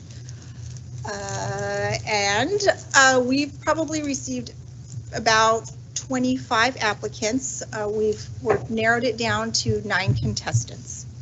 So we are looking for judges. Yeah, I know Diane is signed up. So if you are free on March 3rd and you would like to judge, we would really appreciate it. It's a fun competition, and it's really just, amazing what some of our students have come up with. And again, we've had a national winner, so we know we have some great chefs in Kennewick. And that's all I have for you tonight. If you have any questions, I'd be happy to answer them. Yeah, Diane and I are both signed up for that. I'm really excited. And I just want to say about those churros that you mentioned that you past tense that you served that we ate. Well, Ron is still eating them. Oh, yeah, I didn't have one. That sounds great though. I was going to let Aubrey know. I'm not even embarrassed now. Yeah. I just have a quick question. Yeah. So with the program, we're feeding everyone breakfast, lunch. How do we minimize waste in our food program? Like, what does that look like? Is there some sort of analytics that we can use, or how do we go about that? So this is a struggle, and unfortunately, with the program, we have to, every student has to take a fruit or vegetable. Right. And that's just what it is. So what we try to do is, we tell students, if that is, if you're not hungry for it, save it, eat it later, you can take it home. We also have share baskets in a lot of our cafeterias. So just take it, just set it in there. Somebody else can take it and share it. We do a breakfast in the classroom program. And in all of the classrooms, there is a share basket. So if there's something that a student doesn't want for breakfast, they are encouraged to put that in the share basket. And then later on, if someone wants a snack, it's available to them. And so that really helps with teachers not having to go and purchase snacks for snacks out of their own pocket, that it's provided. We've been talking about maybe a campaign too, to where we can educate our kids on the importance of not wasting food and just taking what you like. And again, it's hard when you have to take a fruit or a vegetable and you don't want it, but if it is something that you can share with someone, then we hope that minimizes the waste. Okay, thank you. Mm-hmm. So the last 2 years, I think I've asked Sam about this. So our students who come from different cultures and different countries eat different foods than we provide in our nutrition services. And so Pasola, yay! Yeah, we're finally getting there. And one of the examples I always use in Seattle Public Schools, and I will not remember the name, so I'm not going to even try it because I butcher it, but it's a African stew that's very common across many countries. And so they started making that. Well, when they started making that, with some of the moms and the grandmas from that community helping them make it real, the usage of their food service went dramatically up because kids are eating what they're used to as their comfort food. So besides Pozole, which is great, are we moving on, and churros? Everybody loves churros, but are we moving toward trying some of those things that we've not used before? So a couple of things. One, from our student surveys, we try to pass that on to our menu creators so that they can, look at that and find and say, yes, there's a need here, and then incorporate that into our menu. A second thing I wanted to let you know is that OSPI Child Nutrition has put together a focus group on being more on foods that are culturally sensitive, and I actually am signed up to be a part of that group, and we're having our first meeting this week. So I'm hoping to learn more about what are the options out there, and that to be able to bring that to the school district. Thank you. All right. Anything else? Thank you All so right. much for presenting. Appreciate it. Thank you, Christine, to all of your people. Thank you. Appreciate it. Next up is staff safety. Molly.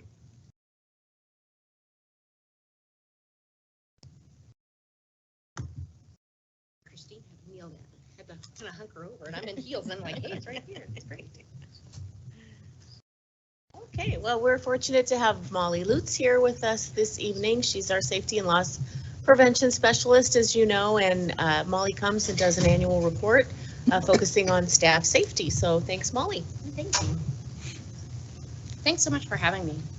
Tonight I'm going to be talking about our staff goal, which is that all of our staff members are safe, respected, and valued professionals working in safe and positive environments. My presentation tonight is going to focus on having our staff educated and trained in safety for their specific jobs that they do for us. We want to reduce the risk and the filings of L&I claims, and of the claims that are filed, we want to make sure that the severity is low. So we want to reduce disability and time loss claims. On claims and losses, who pays for them? And who pays for the employee time loss? Right now, the district collects premiums from the employees, and we manage those premiums and expenditures to ensure that the program has adequate cash reserves to fund expected and outstanding claims. We do pay our quarterly payments and assessments to L&I, as they are the state agency that oversees worker safety. Our other costs include third-party claims administrator services, any safety program related costs, equipment, supplies and training, and the employee claims, which include doctor and specialist visits and lost time wages, which is time loss. The 3 performance indicators, first one I'm going to talk about, is that we have our staff that complete the safety training that's going to be pertinent to the jobs that they do for us. This is an example of what every employee with an employee number is expected to take through Safe Schools. This includes things like bloodborne pathogens, which is a mandatory training by the state. This is KSC policies and procedures. Talks about how to report an injury if you are injured at work. We did exceed the goal. We are 97.5% of all district employees, and they completed their required trainings by December 31st. The second performance indicator that I'm going to talk about tonight is the number of claims. These are going to be accepted claims. We want it to be less than 3% of our employees, of our staff that have employee numbers. We want less than 3% to file claims every year. This is a best practice. I did work with our third-party administrators, so this would be through Helmsman and Liberty Mutual. They helped me work with national trends, and that's how we came up with this best practice indicator, is that 3% or less. And we want to take these accepted claims that we have. It's an indicator of frequency, and we want to reduce the frequency of injury. We don't want to have 3 or 4 people injured the exact same way. We want to reduce that. So the 3% line is marked here, and we have exceeded that expectation. After the number of injuries, we want to know who's injured. This helps me work with different groups, different schools, to really know what's happening. If there's a trend, we want to make sure that we address that. We want to make sure that we understand what's going on, so that way we can have less injuries. The final performance indicator I'd like to talk about tonight is that it has to do with disability pay. So time loss payments are going to be on claims where people, that's not even that it's reduced work or light duty. These are people who are disabled and unable to do any work. And we want these claims to be less than 10% of the accepted claims that are filed. This is an overview where the orange number, the claims there are medical only claims, and the time loss claims are in blue. And best practice is 80% medical only and 20% time loss, and we exceed that, including exceeding the 10% goal. Last year we had 4 claims, which is still unacceptable. We don't want anyone disabled and unable to do their job. We want people to be able to stay safe in their classrooms. We can attribute this 4% to our robust return to work program and our light duty program, where we work with the medical providers and we get people back to working for their full check as soon as possible. And our goal is to keep them in their contracted position, because that's what's best for the employee, that's what's best for the school, and that's what's best for our students, is to have our staff in their classrooms working with their children. And with that, I'd be happy to answer any questions you might have. Sure thing. So Molly, on the time loss ones, is there a specific amount of days off that it would have to be to qualify for that? So that's going to fall under it depends. If it's when the injury happens, time loss kicks in after the 3rd day. So the first 3 days, the state does not let us pay time loss on those. So that, but starting on the 4th day, it's paid approximately 66% of their wages. Which is another reason why we really like to do light duty and return people back, because that's 100% of their wage when they're here. Thank you. With the claims, it looks like 21, we had 112 claims filed. We had 81 this last year. You mentioned trends. Have you identified what are we seeing? What are those claims? What are the trend in those claims, and how are we addressing those? Sure. I work closely with special services. That's where you'll see the majority of our paraeducator injuries come from.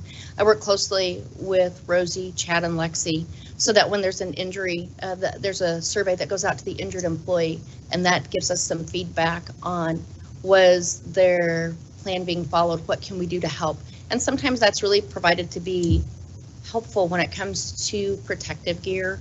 We've worked closely with the slips, trips, and falls. We provide yaks tracks, and that's what happens when there's either the early snow or the late snow. We want to make sure people have the tools available, so that way they're not slipping and falling. Right. So those are two areas where we've really seen the trend that we worked off of. Okay, great.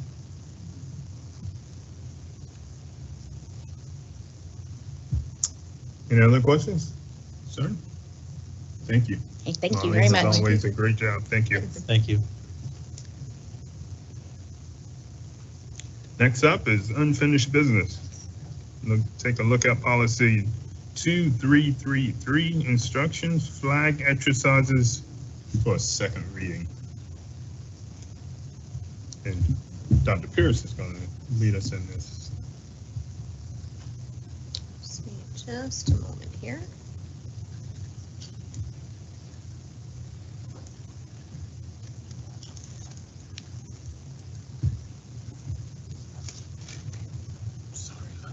So bad.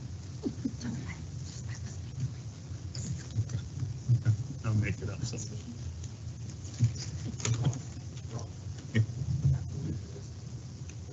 Take a break. Okay, sounds good. Okay, so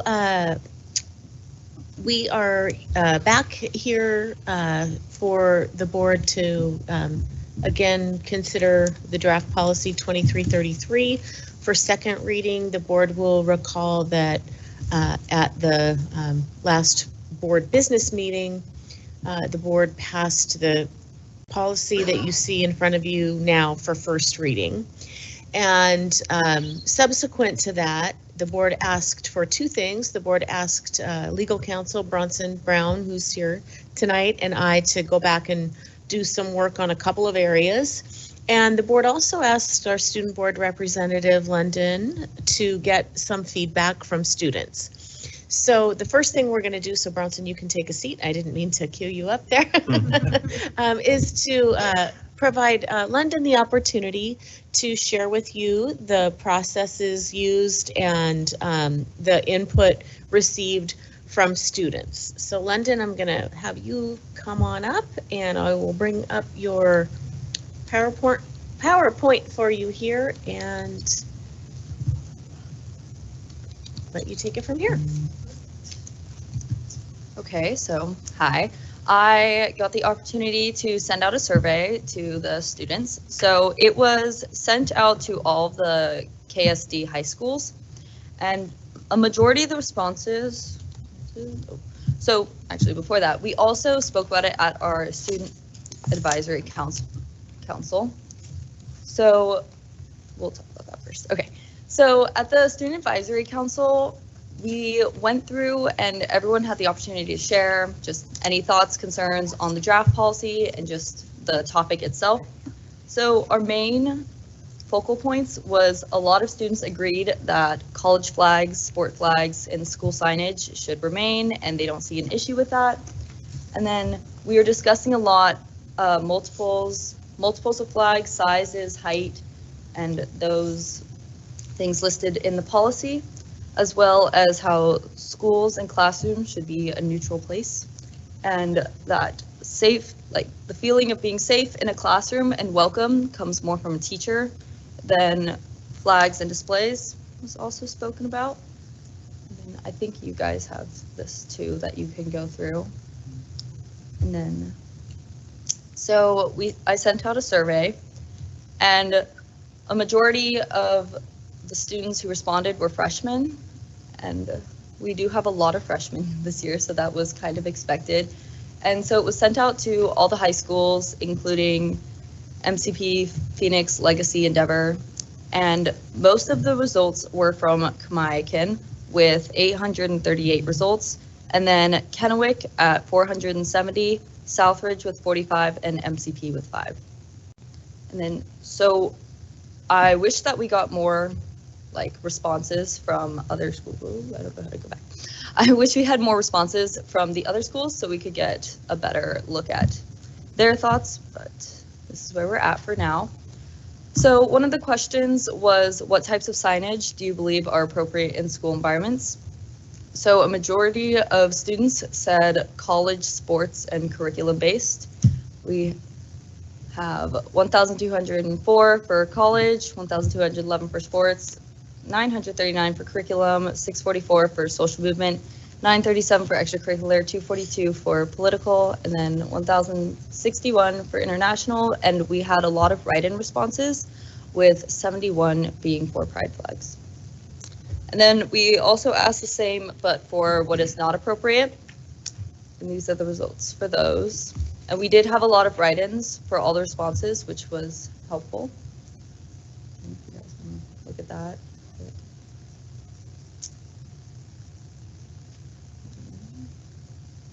So we also sent out, do you believe signage based on or tied to district approved curriculum should be or should not be allowed? And then the white part of that chart you see there is all filled in responses, which you guys all have access to, so you can go through there as well. And then we asked if there were any comments or concerns on the draft policy, and we had 254 others and comments, and you guys have a packet of those that you can go through. And so in conclusion of the survey and most of the gathered data was that students' main comments were that they prefer college sports and school signage, and they believe political and social movement signage shouldn't be in the classroom. As well as most feedback from people was that we should be focusing on other issues at schools currently rather than these issues, and they didn't entirely see the relevance of these. But I am happy that we got to hear from students, and we had a lot of responses, which was good. So that is basically it. Any questions or anything about it? Any questions? When was the survey given? What was the time frame students had to complete the survey? Yes, it was not last week. It was last week. It started the day after Martin Luther King Jr. Day, so I'm pretty sure the 17th, and then it ran through Friday until about 5. And so it just ran for a week, and then it was sent out to the school's principals, and then they sent it was sent out on Schoology and to students' emails, and then teachers told them to go fill out the survey. Okay.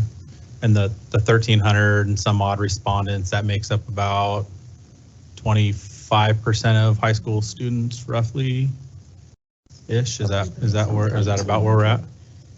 1,900 times 3 on the big 3. I'm just doing a little back of the mat.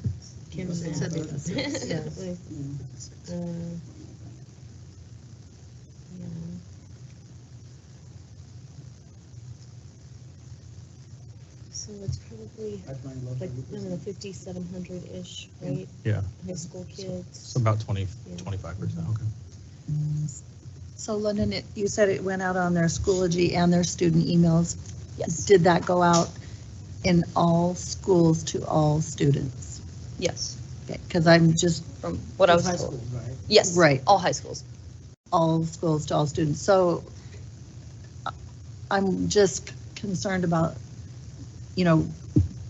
I guess Southridge's numbers surprised me. They were surprising. And so yes. I just wanted to make sure that everybody had that opportunity. So did something not work right? In computers, we had a computer problem and email was off. I believe it was all of Tuesday of last week at Southridge. So it was Tuesday or Wednesday. So I'm wondering if people just didn't get it. So I sent the survey to Dr. Pierce and Miss Pratt, and then they sent it to the principals of the high schools, and then the principals sent it out to all the students. And then I know my principal posted it on our Schoology, and I believe others did as well. So I think those were the ways that they were sent out.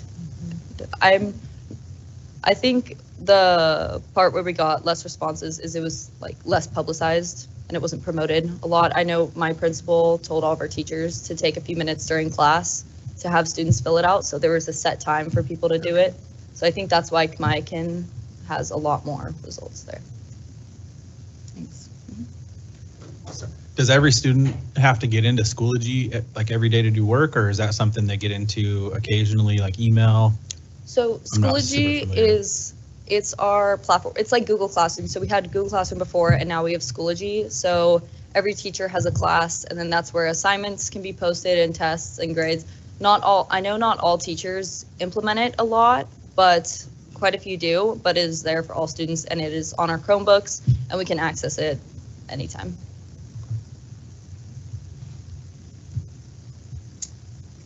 Anything else? No, thank you for doing that. Yes, Thank you. Thank you. I do want to just recognize London, you know, it's Yeah. finals week. She had what, 4 finals today? 3, and she's got a couple tomorrow. And it's just a really busy time, and so this was a big undertaking for her to put this survey together. As she shared, we did bring the draft policy to the Superintendent Student Advisory Council. So she was able to talk with them, and then I know a teacher really helped you putting the survey together as well, or you had, you know, you were kind of working with the teacher to help, but it was all London and her hard work. So thank you. Thank you. Great job. Thank you. As always.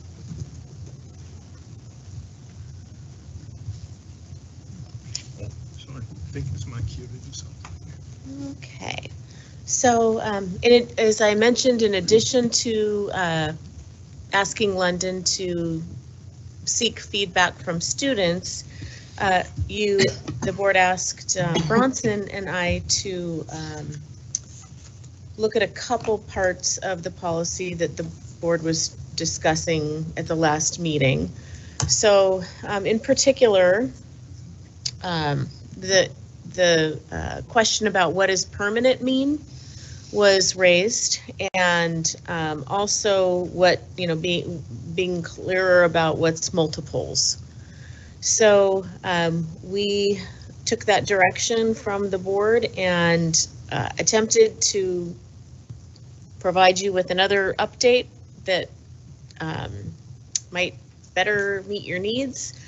So what you're seeing on the screen now is an edited, updated version of the version that the board passed for first reading at the last meeting.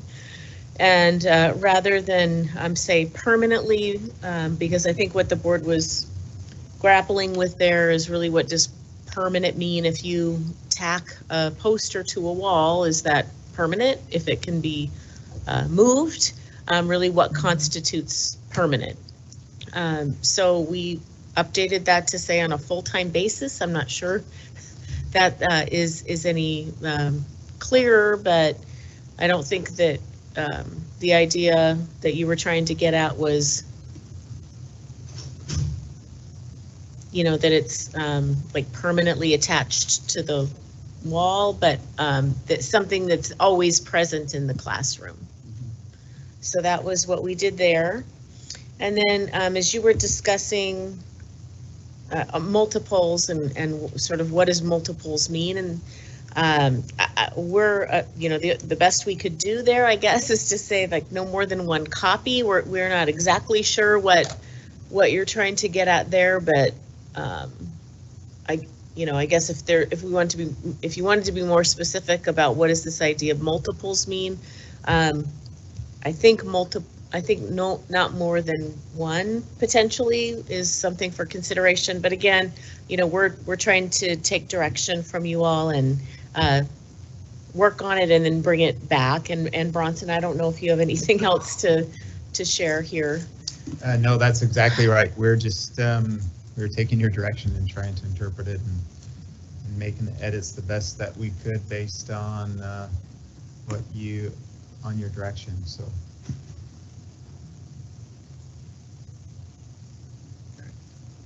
So are you asking us if we want to discuss the changes that you made? Yeah, so I think now the board would, you know, again, you passed this for first reading. You asked us to go back and do some work. You asked for some feedback from students. You now have some information from students. We've attempted to make a couple of adjustments, and so now I think it's the board's opportunity to continue discussion and determine where to go next. I think it does a good job of what we talked about. I think you have done a good job at putting that together. It's a nice job.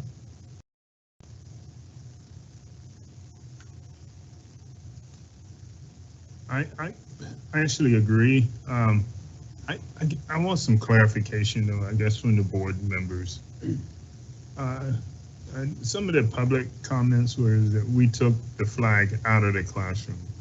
Yeah, The flag is still in the classroom. Is that everybody's understanding?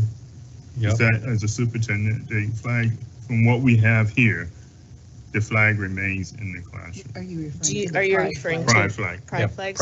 Pride flags, thin blue line flags, whatever other flag, that we're not removing any flags at this point, is my understanding. Okay, then I'm not as clear as You know, again, I think at the last meeting, I tried to kind of recap for everybody kind of where we've been and where this is, you know, evolved to. When it comes to to pride flags specifically, right? There's nothing as if you were to pass this policy and direct me as superintendent to ensure that it's implemented and followed. There's nothing in this policy that says you can't have a pride flag displayed in a classroom. However, I also don't believe that this policy says any flag can be flown with hate speech or anything else. That's not true, because there are other policies preventing or limiting speech in classrooms, not student speech, as long as it's not hate speech, but limiting teacher speech. There's certain displays, political, religion, that are limited. There's Supreme Court cases on those things that you can't put up. You know, I couldn't put up a flag with a big religious symbol on it because, and Bronson is our legal counsel, he knows the law better than I do, but because you've got a captive audience there, and so there's other laws on the books around other sorts of displays that are religious or political or hate speech or anything like that. So I think we just have to be careful about this. Doesn't open up, this doesn't mean any flag that anybody comes up with they could put on a wall or something. I think though what this is saying is it's absolutely, there's nothing in here that would prevent a pride flag from being on a wall as long as it wasn't larger than the United States flag and it met, there were multiples, etc. So and Bronson, you might want to speak to that a little bit more. That's correct. And I think the board's talked about this before too. With this policy, there may be classrooms that have multiple flags of Wazoo. And so there might be some flags that classrooms are going to have to be altered a little bit to be able to fit and comply with this policy. And I think you talked about last time, if you pass this policy, maybe having it effective dates down the road a little bit so that the classrooms can have time to get in compliance with it. And I just want to, maybe chime in there because I think one piece of data that the board doesn't have is how many classrooms in our district currently would have to modify something based on this policy.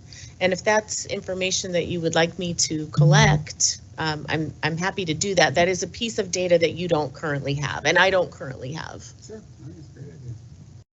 I think that would be helpful.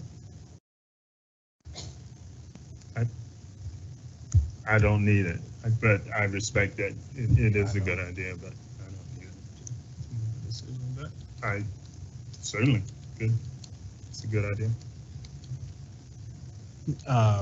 Bronson, do we have the ability as a board to, because I know the word multiples necessarily didn't want to be defined in the policy. Now we have one, which we've heard now is a flag. If there's a flag on a picture, is that two? How does that work? I mean, can we define as a board and say no more than 2 or 3, or is that, do we have the ability to do that? You do have the ability to do that. Okay. Yeah. The only reason why we said not more than one copy is because we didn't know what else to put in there. But as a board, you can put as whatever amount you want. So we would define that in this policy. Exactly. And we did talk about that before, and I believe that you had suggested 1 because there were options, and then it was decided that it would be 1. So that is something that we have discussed in the past. I think I'm glad you asked that question because I think what's missing out of that whole sentence is permanently. So I think they questioned before about a flag being on a pamphlet or something, and then the one on the pamphlet is not permanent. The permanent ones are the ones that we are, according to our paragraph that we put in here. That's the ones we're limiting the numbers, as I read it. When permanently displaying flags other than United States flags, the following restrictions apply. And that's when it says multiple of the same flag may not be displayed. So if it's not a permanent flag, if a teacher wants to show a symbol of the United Nations and the flags that surround it and have it in 3 places in the classroom during a lecture time, that's not a permanent display of those flags. I would agree with that. Yeah, and I just want to make sure that education is promoted, right? So like if you have a situation where you're, again, in history and there's a time period you want to talk about and you want to bring in like a flag for a few days when you talk about it, like that's great. I think that enhances the education. It's not a permanent. You know, I do think this is an important conversation because interpretation of policy is really important. And if I'm tasked with ensuring that this policy is followed, it's important that we have that level of clarity. So back to the point that was brought up a moment ago, it's possible, very possible, that a history teacher could have a poster up that has flags of the world, right? And it's little flags of all of the flags of the world, and that's a poster. And then maybe they also have other flags, you know, I mean, additional, like bigger flags. And so now, based on this policy, does that little flag on the poster count as a flag and that big flag? So now they've got, you know, 2, so they have more than one, so one needs to come down. I mean, it really is that level of specificity that has to be clear on this. So it's a policy that can be enforced. Well, so it's going to be a living document. I mean, this is our first go at it. We may grow at the end of the school year. We may say we need to make some changes to this document. It's just not workable. So we need the flexibility to make changes throughout a school year to this policy if need be. And in order for that to happen, it would just come back to the board for policy modifications and go through the board's process. And I would just also advocate that, you know, the policy be as clear and as possible. So as I'm trying to work with the administrative team and teachers to make sure people are following it, you know, there's clear interpretation. So it's that kind of thing. I think those kind of questions that come up. So I have a statement. I wonder what the rest of the board thinks about it. Okay, I think that's better. So I think that when you're in that situation, and I'll be curious to hear board's comments on this, is I think the focus needs to be on the inclusion and the unity aspect through the American flag. It's not like, rather than the negative stuff of like trying to remove or reduce, or it's not about that. It is about that inclusion, but through the flag that bears our country, right? So through the American flag, that flag gives us the ability to have the First and Second Amendments, right? So really no other flag gives us that. That is our banner. And so it's really the inclusion under that banner. So that's kind of how I would look at it. I'd approach it as that inclusion through that rather than excluding something else. You guys agree with that? Or no?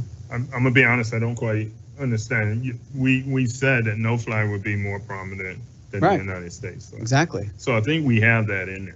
You know what I'm saying? And so Tracy's talking about like when she's talking to staff or whatever, I'd like saying just focus on the inclusion through the American flag part of it rather than trying to eliminate and remove. And are you suggesting that we remove that part about the multiples? No, I'm not suggesting that. No. Okay. So that doesn't really specify when you're trying to talk to staff about how they are to supervise this, I guess. That doesn't really speak to that. Shoot, I wrote it down. So I think for what Ron's saying, rather And I love the fact that things are living documents, and that's the way that we should look at them from legal points of view. But I also think that we need to make it as clear as possible to begin with, so that we don't have, so that A, unintended consequences don't happen, and that B, we don't have to come back immediately due to, you know, whatever it may be, legal consequences or whatever. So I'd like to make sure we get things as clear as possible. Like Dr. Pierce was talking about specificity, let's be specific, and then maybe if we need to make changes later.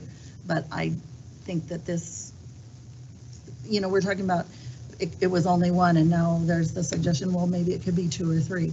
So I think there's still this non-specificness going on. I know that's not a word, but, you know, there's still concern or questions, I guess, about what we really mean about certain words. Multiple to me means more than one. So you have 2, you have multiple. That's what it means to me. And I would agree, but there was just a comment that maybe it could be 2, maybe it could be 3. So I think we still need to discuss those options, that people may feel they want to do. So then, as a board, we would determine 1, 2, or 3. So anyone would like to amend that to say 2, or would, like, we can make that decision and move forward with the policy, to Ron's point, and as things come up, we may have to adjust it. I think at this point, I guess I'm asking your advice, Bronson, are we in any, with what we have right here, is there a legal issue that you foresee? I don't see, so looking at the law and what's been going on, I don't see this having any legal issues. Obviously, anyone can file a lawsuit for whatever, but the way you have it written right now is pretty solid.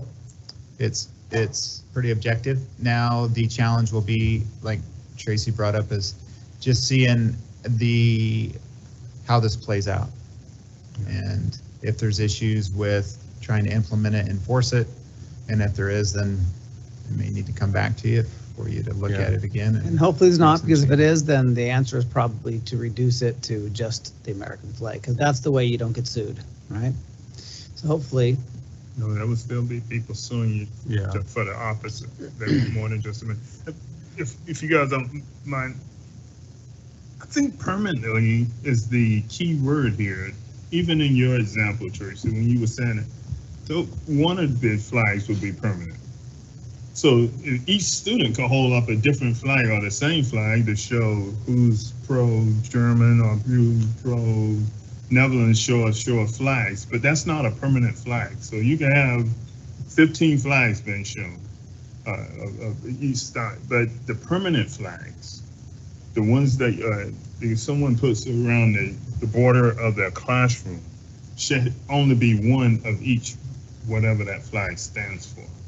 So the multiple would only apply to non-permanent flags. So the way that's what it says, right? the way no, it the applies to permanent flags too. I mean, you couldn't have multiple flags stuck, or of the same one stuck around the class, right? Right, and that's what it says. Yeah. Permanent displays, other than, and it says the other ones. So the other ones is where it speaks of multiple. On a full-time basis is the word that's now used. Yeah, on a full-time basis, those are the ones that you can't have multiples. I mean, you can't have multiples under this, as it is now. That's the way I interpret it. Right, so I just want to repeat back what I think it says to make sure. So I think the way it's written now, it's saying it essentially, if you have a flag on your wall, right, that's there on a full-time basis. As a teacher, I've like tacked up a flag or I've taped up a flag. That's what we're talking about.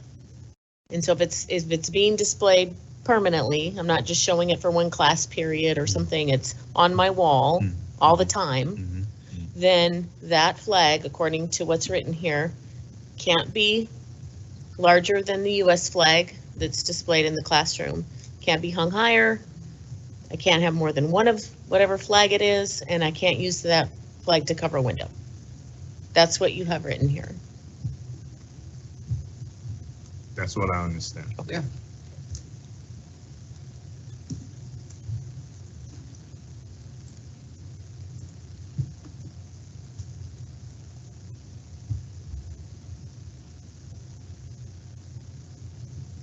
So just for clarification, so what do you understand the multiples of?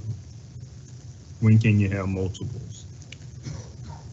My understanding is, sorry, Bronson, that it said before, right? The previous version said multiples can't be displayed, right? And of the same flag, other than the US flag, right?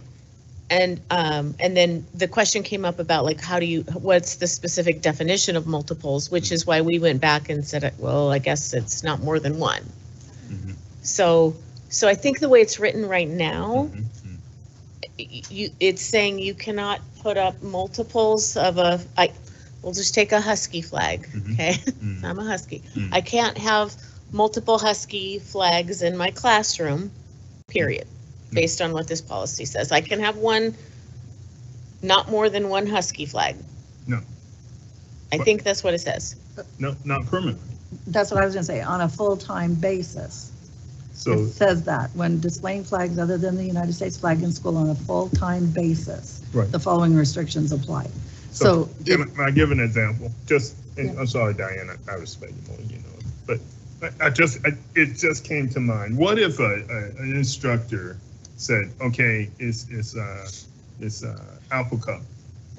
I want to know how many Apple Cup fans are for Washington State. Show your Washington State flag. And the other half says, hey, show your Husky flag. All those flags are in the classroom.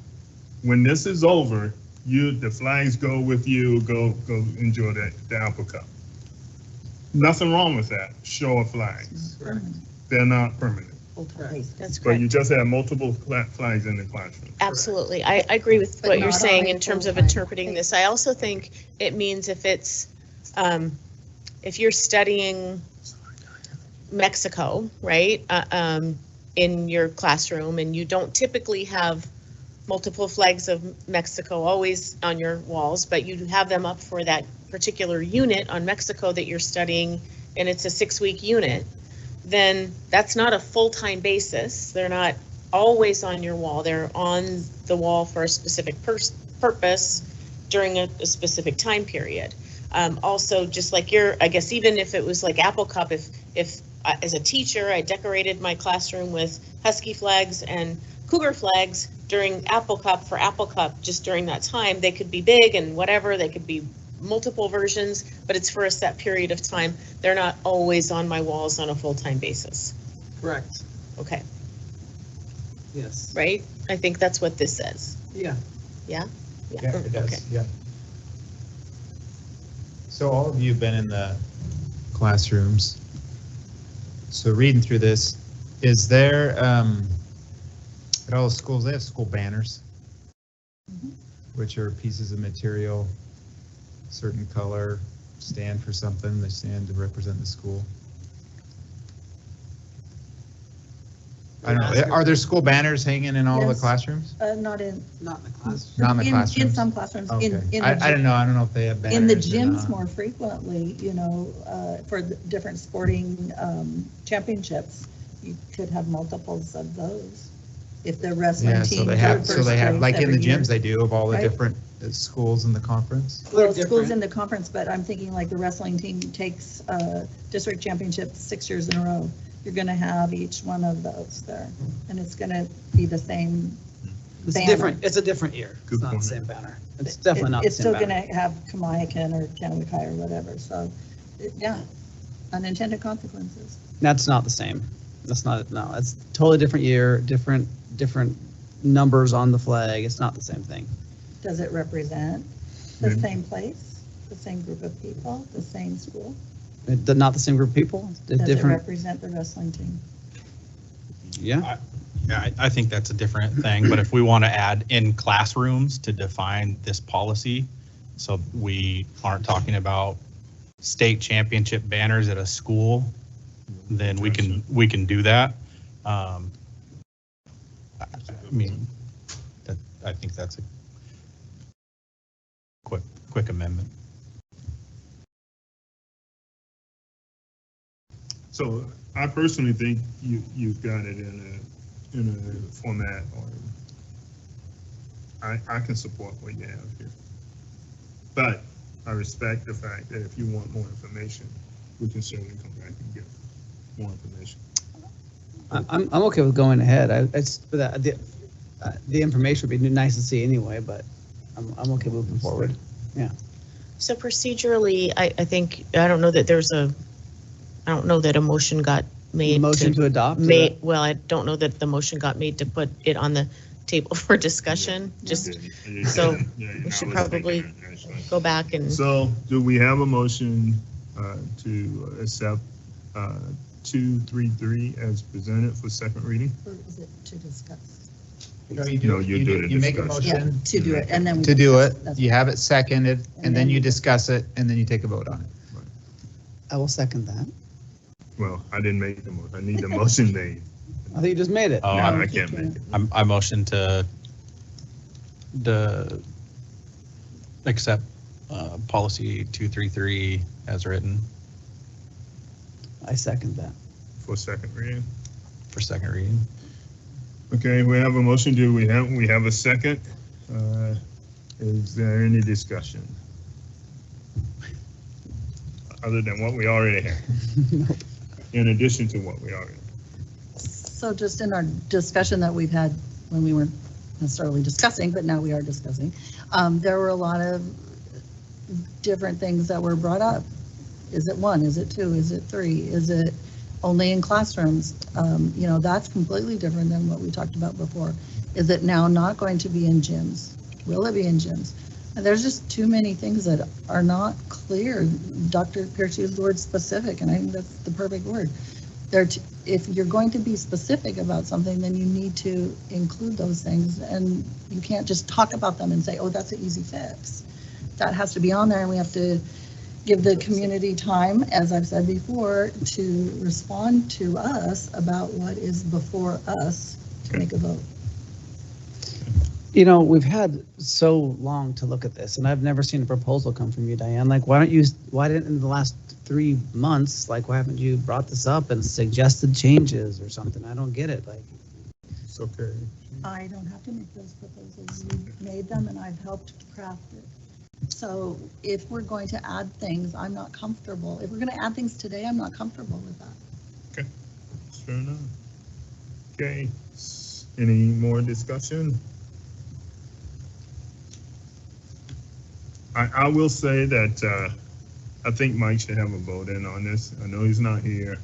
I do not disagree with Diane. We have made some changes. We might want to give these people more time to digest what we just discussed and come up with some answers to their questions.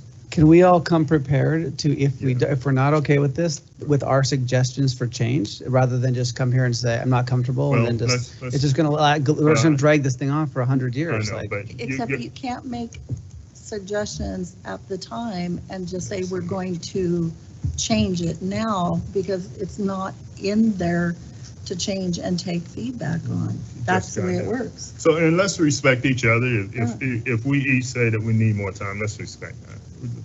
Just, we all do Let's be not problem digest things solvers. at the same time. We don't. So let's respect the fact that as a group, we're gonna come up with an answer and not feel pressured to do so due to time. But So Ron, this we're is- not gonna come up with an answer if we don't make proposals of what we want I know, changed. But we all different, and we have to allow our differences to work too. So I'm asking you to allow that. We have a vote coming up. Vote the way you want to vote, and we will proceed with that. Right? Any other discussion? So can we have a roll call vote? Mr. Galbraith, Yes. Mr. Valentine, Yes. Ms. Sunvik, No. and Mr. Mabry. No. Thank you. So we're going to ask, with that no vote, I do believe with that tie vote. It's a tie, so the motion fails. Right. So because of that, we're going to ask that we, correct me if I say this wrong, communicate with you separately, not, with your ideas after you digest this a little bit, and we can get the information to Mike so he can digest it. And we'll come to the next meeting ready to vote on the changes that's been presented here tonight. So I want to ask though, if we're talking about changing it to 1, 2, or 3, when are we going to see that? If you're going to talk about, changes in gymnasiums as opposed to classrooms, when will we see that? That has to be out and that has to be available to the public. Well, you shared. Okay, good point. We'll just come back with a draft, just like that we were presented tonight. And I don't know about showing it to the public other at the meeting. We're required to show it to the public at the meeting. But they did elect us as representatives to make decisions. And this is in the board packet that's posted online 24 hours in advance, so it's out there. I guess my only question is, at some point, we're going to have to make a decision. London just told us that the students were basically like, let's move on and actually do some stuff that helps, according to them, the students. But we continue to go back and forth over 1, 2, 3, multiples, this and that. We're going to have to make a decision at some point as a board and move on. So I'm hoping with this motion failing, the next meeting, we can make that decision and have the vote and move on. We have the community comes out to these meetings, they're interested in this, and we continue to drag it on another 2 weeks, another 2 weeks. We just talked about having a policy that is a living document, right? It may not be perfect the first time, we may have to adjust it and that will come back. So at some point, as the elected officials, we have to make a decision. So I hope next meeting we can come to that and actually make a decision and move on. So noted. So just to a clarification, so we're prepared. There were a couple of things discussed, but no motions made or anything. The things I heard discussed were like classrooms versus schools wording, or 1, 2, or 3. Do you want us to draft like version 1, version 2? The only person you need to ask that to is Diane, because we're ready to go forward. So Diane, what things do you need in there? That's not for discussion right now, but I didn't make the comment about 1, 2, or 3. That was from Gabe, and so that needs to be discussed. And I'm sorry to interrupt, I apologize. Yeah, no, I okay. just want to be clear that we have direction from you, so we know, are we bringing back this exact document next time, or further revisions, or different alternate versions of this, just so we're clear. Okay, I would like to see a version that says United States flag in classrooms on a full-time basis, and no more than, I would say, 2 copies. And then we can discuss that if I'm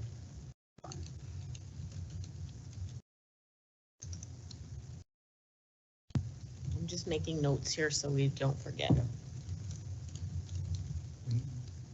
That's a good point. We can discuss it, but I don't think we need to change multiples. I don't think we need to define multiples.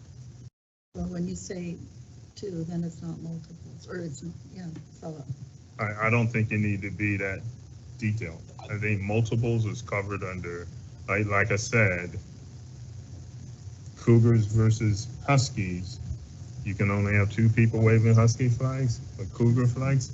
I think multiples deals with non-permanent flags. And at any given time, you can have a number of flags. I guess we can discuss this next time. We don't need to discuss it here because we closed down the vote. But that would be my discussion at the next meeting. Multiples is defined enough for me. I'm just trying to throw ideas and solutions out there so we can get this done. So we're, like Tracy said, we're going to bring back a version just with those changes. Okay. Because that's the direction we got from the board, and the board can discuss it again. Yeah. I should have let you go with that. Sure.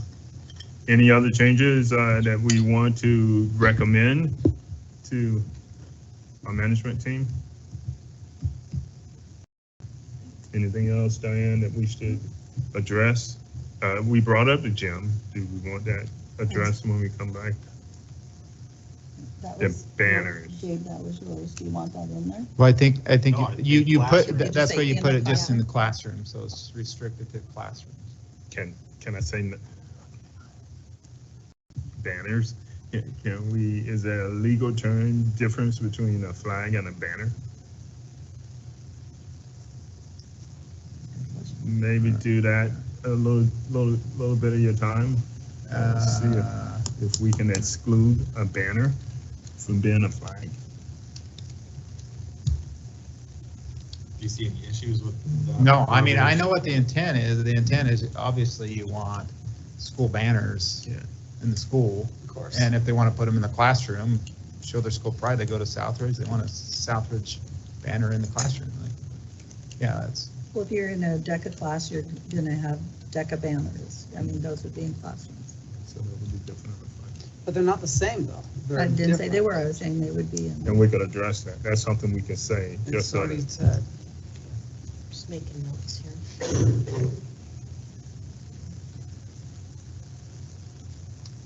I'll skip that and we can. so, We can play around with it and come back with something that addresses that. okay. Thank you. Sorry that we're asking you to read all lines, but you've been good at it for 12 years with me, so I trust you. Okay. Tracy, if you're okay, I think there's been a motion or a desire to have a break. So at this time, we'll take a break for 5 minutes. Is that good, guys? Yeah. 5-minute break and we'll be back at it. I don't think I have to do this, but I like it. There it is. Not adjourning, I guess. Give somebody power.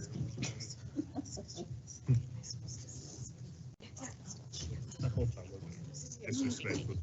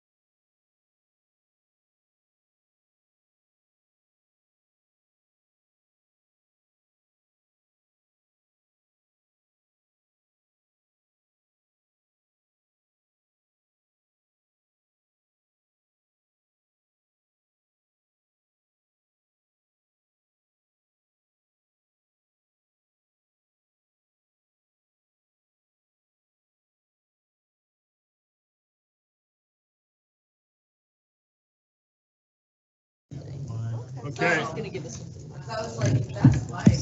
No, his is here. Okay. We're gonna give it to him. In respect to everyone's time, we're gonna get back at it. We ready? Ready. Okay. Ready. Well, in respect to time, a lot of this is review from the retreat, but I just wanted to come back and kind of formalize our conversation based on the discussion at the retreat. So we're going to talk about the curriculum adoption cycle and have a proposal for a revision. Here is our current adopted cycle. A few years ago, we went from, I think, an 8-year cycle to a 10-year cycle. In looking at our main core instructional materials. So one of the main reasons for looking at this proposal is to add in some areas that are currently not part of this rotation. And also splitting larger adoptions. It's very challenging to do a K-12 adoption for science, for example, and we've already split up ELA and math on our cycle.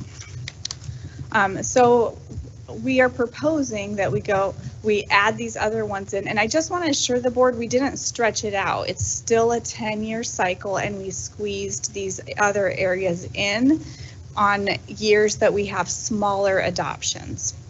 And we're in that current year that's highlighted yellow right now. I also wanted to talk a little bit more about the proposal of moving our K-5 math adoption up by 3 years. A couple reasons for this is we are moving into an arts and dual language for grades 6 through 8 adoption next year. And they're a little smaller. They're very important. They're doing a lot of work, but they are a little bit smaller committees, and we've got capacity to kind of divide up. We also feel that our current instructional materials for math are not getting the results we want for our students. And if we move it to next year, one of the major ones is we can access our ESSER recovery funds to purchase this instructional material. So this view has the K-5 math highlighted horizontally, so we would be moving it up this spring. We would be doing our review and preview, and really some of that work is being done right now with some leaders in math right now going through and doing standards mapping right now in teams, which is going to set us up really nice. And then we would evaluate different material next year and make a formal recommendation in the spring, work on implementing in 24-25. And that would be for K-5 math. Other things that we're thinking about and that we're aware of, we know OSPI is going to be making some recommendations, so that should lessen our work of going out and seeing what's out there. They're going to do some of that vetting for us already, so we can work from an already recommended pool to find out what's best for us here in Kennewick. We also want to hire someone, a math TOSA, or TOSAs for teacher on special assignment, to really focus on that K-5 math instruction and what materials are needed to be adopted, and that would be funded next year through those ESSER dollars. Right now, we're a little short-staffed. We don't have our current specialists filled in teaching and learning, so we're really watching the levy closely to see if we bring this back as a 1-year TOSA with ESSER funds, or if we're able to make it 2 years so we can really work on implementation and training for teachers. So with that, I'd like to recommend to the board that we adopt the updated curriculum cycle with modifications so we can start a K-5 math adoption next year as presented. Any questions? Can I ask one general question? Please. Where's our writing curriculum located, and what is that in ELA? The standards are in ELA, yes. Okay. Mm-hmm. My question is, somebody in this audience may be very happy about this question, but is this a good time to like spread the word out about maybe potentially getting some math clubs or extracurricular math things? You know, is this a good time now that it's kind of a little bit of a focus to maybe like put it out to the schools and say, hey, we have math options available, some clubs available. and- Absolutely. And I can tell you, we're doing it all the time. Okay. Okay. Yeah, it's a definite focus of how to make math fun, make math engaging, and it is part of those conversations. Yeah, and so like when we do that, I mean, I guess we need like teachers, just volunteers, right, to kind of step up, and community members and things, and there's certain programs in the community. So I just wonder, like, what's the process that we can do to engage kids at that level where they would actually want to, join a club or compete in that way? Yeah, all the schools have stipends for clubs, and it takes an adult who wants to be an advisor for them a lot of the times. And so you're reaching out to each school, but there's no advisor really is taking that on. Is that what? The schools already have them filled in different areas, or there might be an open one, and each schools kind of have a process to fill those. But we do track who's doing what at each school and what extracurricular opportunities are being offered. It just sounds like we don't have, okay, thank you. I mean, it sounds like we don't have a huge math group in the Kennewick School District, right? So I don't know. I don't know what the answer is, but it'd be great if we could, create that club and that feeling where there's kids that's their thing, right? And then that's something that they can excel in, and they can be great at that. So For sure. I don't know the answer to it, but that's if I had direction, I would say let's see if we can't get something like that going. Oh yeah, for sure, for sure.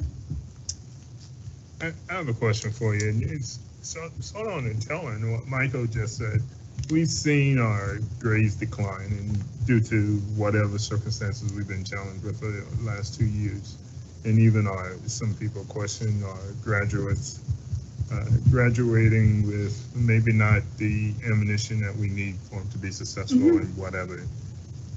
Is this the right time to, and I'm only asking this question, is this the right time to adjust our curriculum when we have students that maybe went on to the next level before they were fully prepared to go to the next level? It's a big question, Ron. I think this is part of the puzzle, and I would say yes, it is. Okay. With levy dollars available, we can look at filling other specialist positions, and really high on my priority list is math sequencing, scope and sequence at the secondary level. So there are a lot of questions, and we need to look at how we're planning out math instruction, not just K-5, but K-12. Thank you. Very good.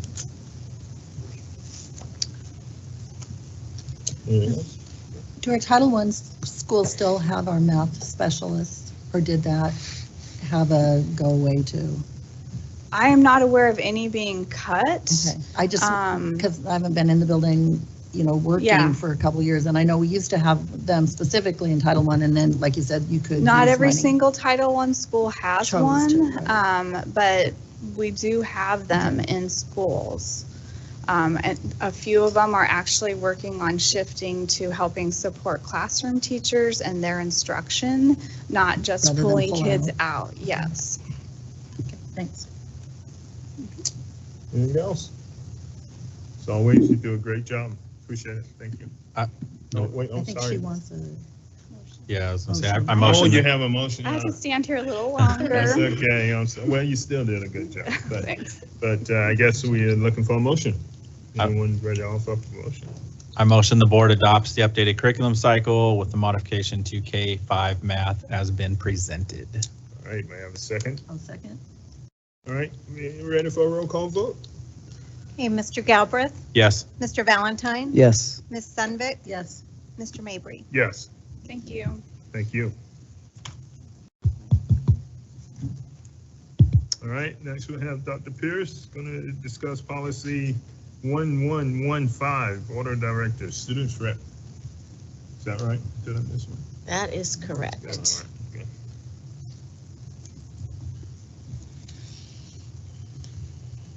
okay. Okay, so just like the curriculum cycle conversation was held at the board retreat, another topic of discussion at the board retreat was student representatives to the board. So I've taken the direction that the board provided based on that conversation and drafted updates to our policy and procedure for your consideration. So really the two big areas were the number of student board representatives and whether or not student board reps should have an advisory vote. Those were the two big things that the board discussed.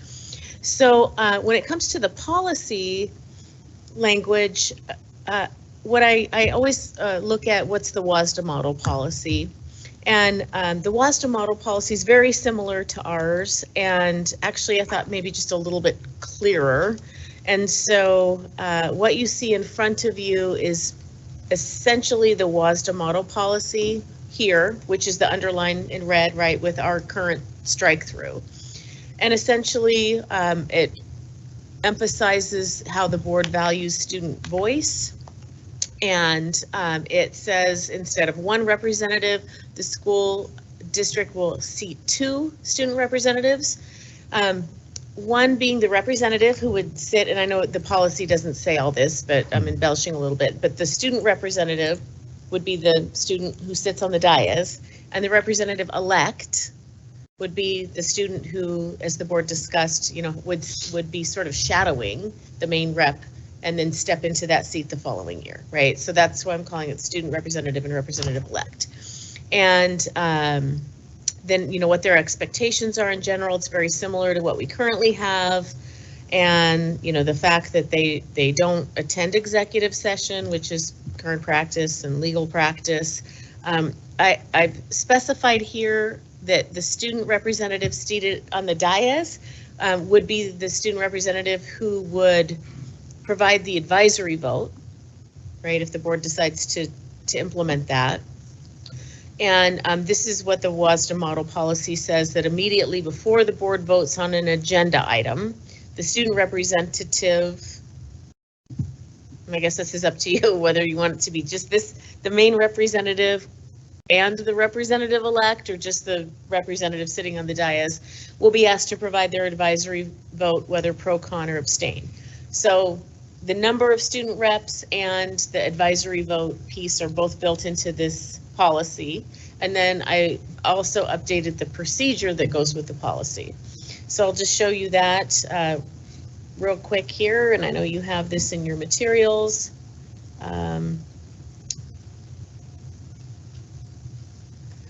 So the procedure is just a little bit easier. I guess it was mostly updating it to say students instead of student. Okay. Specifying that this got a little complicated. I want to make sure I got it right. That when you're applying for the position of student representative, you would be in grade 11, at least for the first go round, right? Because then you'd step into that when you're a senior, and you'd be in grade 10 when applying for the representative elect, because then you'd be an 11th grader when you're serving in that position, and then a 12th grader when you step into the main student rep position.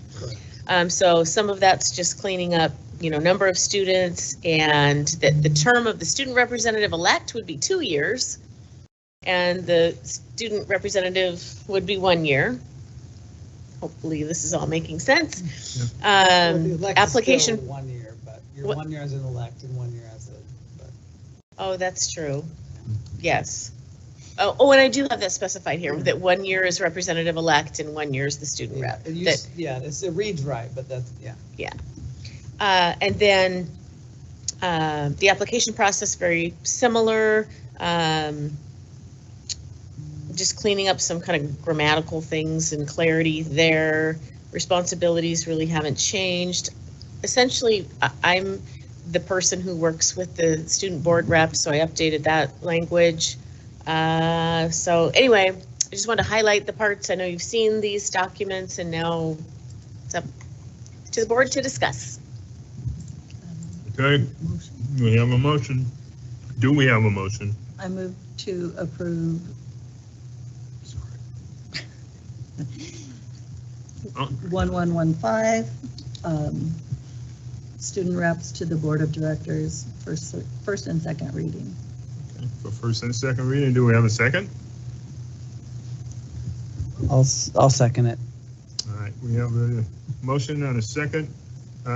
Let's have a discussion. Do we have any discussion?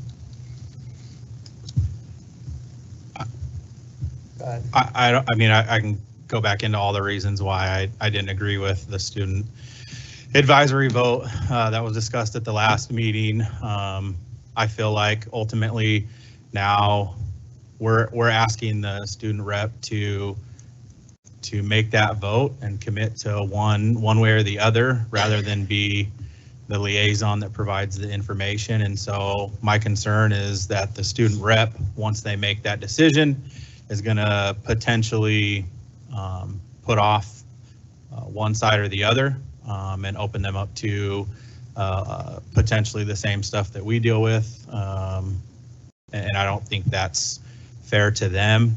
I will also say that from what I've reviewed with WASDA, WASDA does not call for student advisory votes right now in their current policy. It says they'd be non-voting members. So I didn't see that update from WASDA yet. Okay. And I think that was policy 1250, WASDA's model policies they have online. I just clicked on it and read when I reached out for the subscription login. So I don't know if that's coming down the road. Maybe. I'm just saying, as it stands right now, that's my interpretation. Actually, just so I can verify that, but I got this language off of the WASDA model policy. Okay. And Can we look at it real quick? Do we have a quick second to pull it up? Because I think so. Unless maybe I'm looking at the wrong spot, but. Yeah, let me, the only thing I don't know if I can log in from here, but if the board's okay with it, I can give it a whirl. Sure.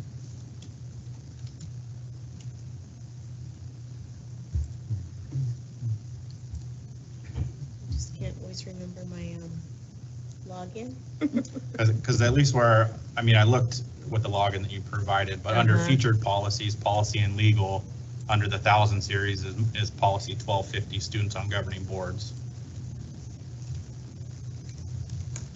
That policy states, Board of Directors recognize the value of communicating with students and receiving their input and perspectives. To foster this relationship with students, the board will annually seat 2 student representatives as advisory, non-voting members of the board.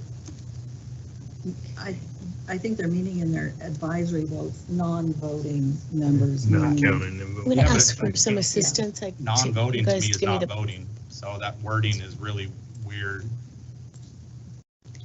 Matt's going to come up here and give me the password that I can't remember. It's a generic login, and so there's a generic password that I always, my computer recognizes it, and so I can log right in, but I'm not on my computer. So get a little help from my team and we'll be able to look at that. But Do you mind if London, if you're comfortable, tell us how you feel about it? She's not voting. It's not advisory. She's giving information. You have any feeling one way or the other? You know what we're saying with advisory vote. Okay. And it does say London, pro, con, or abstain. So the person would have the opportunity to say no, thank you. Yes, so that was my only thing with it, is the ability to abstain, I think, because my one thing is there are some topics that you guys talk about that I just don't know enough about, I think, to make a good vote on things. So if I have that ability, I think it would be okay. I understand what Mr. Galbraith was saying about like repercussions from other people, and just the ability to abstain, I think, would be important. And that's actually in there, the ability to abstain, whether pro, con, or abstain. Yeah. I have a comment. Yeah. Waiting for this. Can you make a comment, or you need to wait for it? I can make it. Yeah. Okay. So the kind of the thing that stands out to me that just kind of feels not great is that in this case London would make the advisory vote immediately before the board, and I feel like that should be after. I feel like she should make that vote after the board, not before. After the board? What, I'm confused what you mean by after the board. Yeah, it was, so, page, Yeah, Before in the the road. board votes on an Yeah. agenda item. yeah, So she would give her information to First. inform us. And we would have already given our information, and then we would vote, just so that she can give her information before a vote takes place. Okay, I'm confused. It wouldn't be a roll call vote and roll call, and include London in the roll call vote? He meant give her information. So, because it's an advisory vote. So do you think she should vote first or last, I guess? Oh, I see. Yeah, because this says following immediately before the board vote. So she would share what she has to share on the topic. She would say yes or no, and then we would roll call vote through it. For the rest of us. For the rest Okay. of us. All right. Okay, thank you. Okay, we got logged in. And again, I mean, the board doesn't have to do what the WASDA model policy says at all. I Right. just want to verify that, I believe it's 1250. thank you. 1250. I think, and Got it. while she's looking it up, I just think it's a great Okay. opportunity for the student to fully participate. So, We are, I'll make it quick because I said it last time. We already value, we did it tonight. We value what the student shares. And so far our students have been very open about how they read the student body and how their opinion about things. And they said that in a public forum. So their opinions are heard. And anyway, whether they vote or not, their opinion is out there.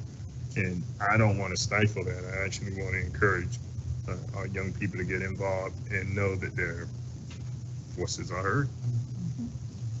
Sorry, go on. no, and I apologize, it took me a while to get to here, and thank you for the password, everybody, but here's the language, I just lifted it. Yeah, From the so WASDA then portal. the other link they have on the webpage that goes to this policy is not the updated policy.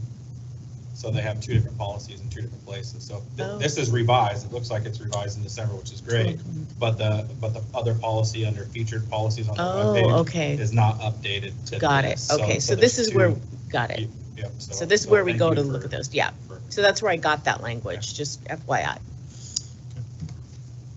Any more discussion? All I right. mean, I maybe like to ask London the same question you did, like, what her opinion is. Would you like to make your vote before the board or after the board? I mean, we can always take your feedback in part of the discussion, and then when we vote, would you like to be on the front end of that or the tail end of the vote?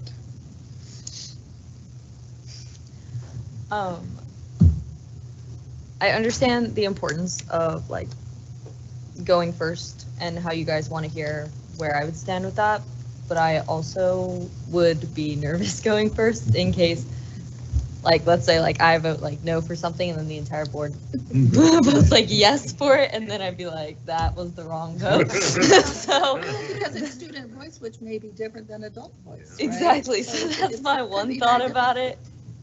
But I think I'd rather go at the end, but I also understand you guys wanting to hear beforehand, but that's where I'm at with that. And we haven't Could we do said both that. of those? Huh? Could we take care, we could like still get her opinion, then we vote, and then she votes at the end? I think I think that would constitute, if you're looking at procedure, that's two votes. She said it before and at the end. So I want to stress that if you're nervous about voting, abstain. Whether it's at the beginning or the end. I think, paying homage to what Gabe said, we don't want to put you in a position where you are not comfortable. So abstain. But if you know daggone right that this is right for the students, let us have it. Let us know.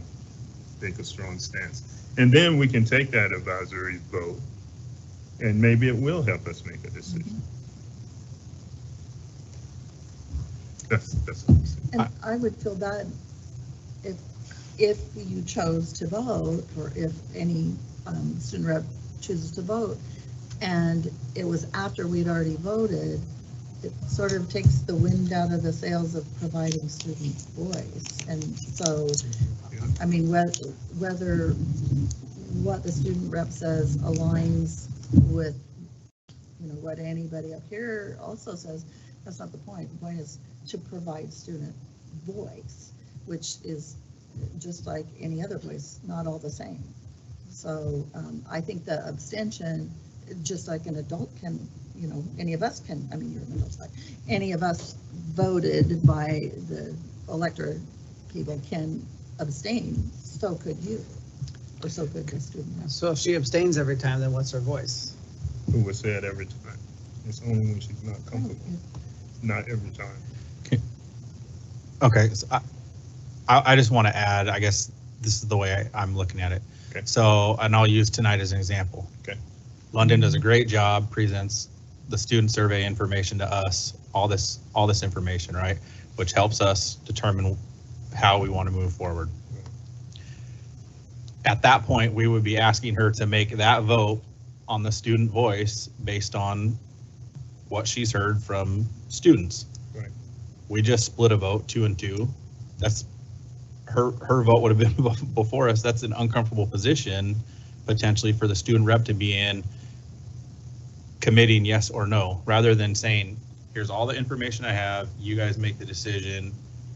It's just, at that point, if she voted yes or no, we know how polarizing that topic was with the flag policy. Now we've put her in that position. And she could say abstain. So then essentially she could abstain from any potential topic she wants to and vote yes on consent agenda items, and that's it, and move on. Whatever she's comfortable with as a student rep. And pretty much like you and I, like you did earlier on the consent agenda. You abstain. You wanted something, and if I see something and I can't absolutely come to a decision that I'm willing to live with, I abstain. It's the parliamentary procedure that was put in place so that we could make that decision. She's practicing for when she becomes the Supreme Court Justice of the United States. She needs to know these things. I think there's a difference abstaining to avoid a conflict of interest versus abstaining because you, depending on how you're voting, that's just my opinion, but we can I move agree. forward, I guess. Yeah, Her opinion was at the end, so. Okay. Because we don't have yet a mechanism for her to vote. So that was her way of providing student voice. If we have a mechanism for student reps to choose whether they want to vote, then that is another mechanism. Okay, any further discussion? All right, let's see a roll call vote. And just to clarify, we're voting on the policy as written. As written. Mr. Galbraith, No. Mr. Valentine, No. Ms. Sunvik, Yes. Mr. Mabry. Yes. So it's a tie, so it is defeated. Is that correct? It's a tie, so it fails. Okay, very good. All right. So can next time, can we have a discussion about the rep voting after? You have to bring up a new motion, or you'll have to get it on the agenda as a new action. Yes, and I'm just wondering procedurally on like amendments, right? Like, I move that we amend. well, I'm going to ask No, Bronson fail. for some assistance here with parliamentary procedure, It's a failed just to motion. make sure we're doing it correctly. Thank you, Bronson. Can you give us a hand here for just a moment? I know this has come up before, and we just need to make sure we get it straight. So when the board's considering a policy and discussing it, there's, at what point would someone, they just voted on this. So they voted split, on it. but there's and some failed. ideas for amendments that people want to propose. Yeah, so you have to, someone has to make a motion, has to be seconded to bring it back to, with amendments, because otherwise if you vote on it and it fails, it fails. And does that happen in the moment right now? Like they I just mean, voted on this they policy. voted on it's it and no. it failed. Yes. They could have another vote on it if they want. Someone else can make another motion on it to make changes to it, or to make a motion to bring it back at the next meeting for another reading. I would like to make a motion to bring it back up to the next meeting with the amendment that the board rep will vote immediately after. Okay, we have a motion. Do we have a second? When I was in the WASA training, they said when you have a small board, you don't need to have a second. Okay. But I just. When Mike comes back, we can do it, but I'm afraid he left the gavel in my hand. So, sorry. So if there's no second, then that motion dies. So that motion dies. The motion is dead. We're going to go on to the next agenda item, which is policy 1532, Board of Directors, Board Member Compensation, first reading. So we don't have, so this is gone. This is gone. This is gone. I think you can request that and put back on. Yes, you can. Right. So I apologize. I just want to make sure I've got it right. So our current policy language around student board representatives stays for now, correct? That's one rep and what our current language is. Okay. That's how I understand it. Board, I don't want to speak out of turn. That's the way I understand it. Is that correct? Yeah. And you'll be, if we want to change it, we will entertain a new agenda item. Next meeting, and we can entertain it there again and make amendments and go for it. Yes, that's how I understand it. Okay. We're ready for policy 1532, Board of Directors, Board Member Compensation, first reading by Dr. Pierce. Okay. So board compensation is on the agenda annually at this meeting, and in reviewing current policy around board member compensation and comparing that with WASDA model policy, ours is different. So I'm presenting a updated version that is aligned with WASDA policy, which says, if authorized by board resolution at a regularly scheduled meeting, each board member may receive compensation of $50 per day or portion thereof for attending board meetings and for performing other services on behalf of the school district, not to exceed $4,800 per year. This is the same language that's in law. Such compensation will come from locally collected excess levy funds available for that purpose, will not cause the state to incur present or future funding obligation, which just is essentially saying the state's not funding this, doesn't provide funding for it. But board members are allowed and entitled by law to receive compensation. Board members may also waive any of their compensation for any month or months during their term of office by written waiver filed with the district. Just kind of highlighting here, can't increase compensation, etc. So this is essentially exactly what the law says and what WASDA model policy says. You'll notice that it does say if authorized by board resolution at a regularly scheduled meeting. So I've also prepared a board resolution for consideration that would align with the policy, and I think procedurally the board would want to consider the policy first since it speaks to the resolution, and then depending on how the board votes on the policy, then act on the resolution. So the resolution simply states, whereas the RCW authorizes boards to receive the compensation that I just described, whereas boards must authorize the provision of this compensation at a regularly scheduled meeting through a resolution, and that individual directors can choose to waive, and we have a waiver form that's already in our procedure that be it resolved that the board pass this resolution. So procedurally, I think you want to talk about the policy update, talk about the resolution, probably make a decision on the policy, make a decision on the resolution, and then we would go from there. So I'm glad to see that we're in alignment with the other common policies, because we've done it before that the whole board has to agree or not agree. And now you have individual opportunity, but I want to. Do we need to make a motion? Okay, can I ask a question? Or do you have to make a motion first? And then, okay, so we make a motion. So I move to adopt board policy 1532 for first reading. Second. Now we have the discussion. Okay, so my question is, and I'm trying to find where it was, the part where it says that new people cannot, a new member of the board cannot authorize compensation for themselves. Where am I not seeing that? Can you? This part that says, are you talking about this part, since the directors Yes. of the school district or municipal officers? Yes. Mm-hmm. So it says they may not increase their own compensation during their current term. So, for example, if, I just knocked over. So if, for example, board member B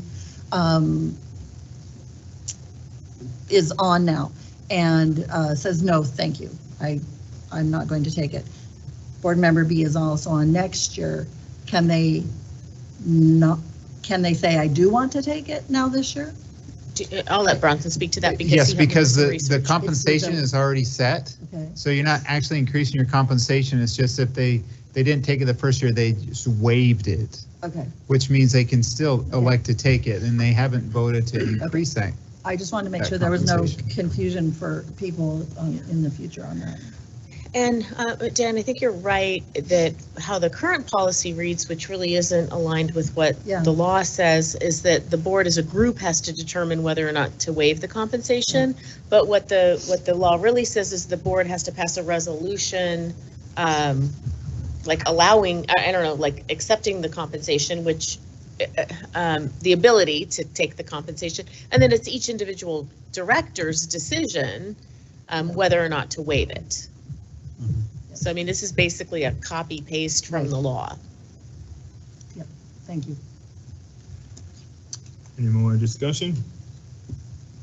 Just one where we have to vote on the policy, and then we also would have to vote on the resolution, right? Two separate, okay, all right, I'm good. All right, so we're voting on the policy. So roll call vote? And this is for first reading only, correct? That's what I had stated. Okay. So that's what I had stated was first. Okay. Okay. Can I amend, You Mr. can President? amend. So I'd like to amend that first and second reading, please. Amend it for first and second reading. Second.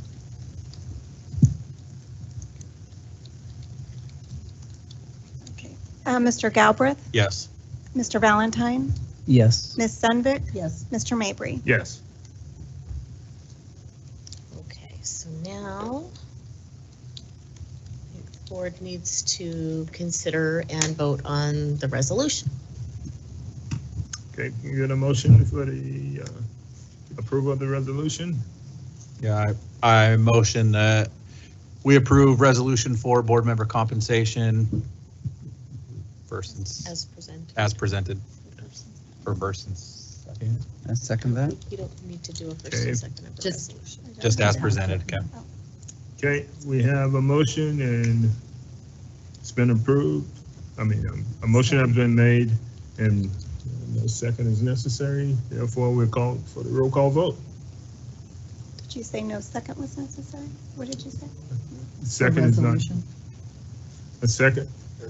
There was a Okay, that second. was a second. Okay, Mike, okay, good. second. Sorry, I thought you said it was in this. Okay, Mr. Galbraith, Yes. Mr. Valentine, Yes. Ms. Sunvik, Yes. Mr. Mabry. Yes. Thank you. Sorry about that. Great, and so we will present each board member with the other form so you can make your individual decision. Okay. All right. Do you have those? Oh, Patty's got a mic there. She's right on it. She's on top. All right, I am seeing no other business on the agenda. Our next meeting agenda, oh, I'm sorry. Want to talk about our next meeting agenda? Tracy? Or do I just read what it is? Capital budget, update and special education. And then the only clarification I have is, am I bringing back, the student board representative for next time? No, it's not an agenda Well- item for Well, it next should time, be. or is it? I'd be open to talk about it next one. Okay, It's up to someone to bring it up. okay.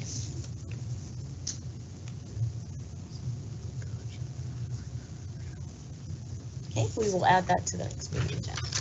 Okay. And so the next meeting agenda, we have two things, capital budget update, special education, so forth, and now student rep discussion. All right, I see no other business authorized. Oh, sorry. One more item. Can we open the discussion on bathrooms? Specifically, just like bathroom issues. So I've heard of safety vests being worn at schools. I've had pictures of graffiti in bathrooms sent to me. Lots of vaping. Lots of, yeah, smelling like weed. Yeah, so apparently there's a high school that's using safety vests to go to restrooms, like color-coded safety vests.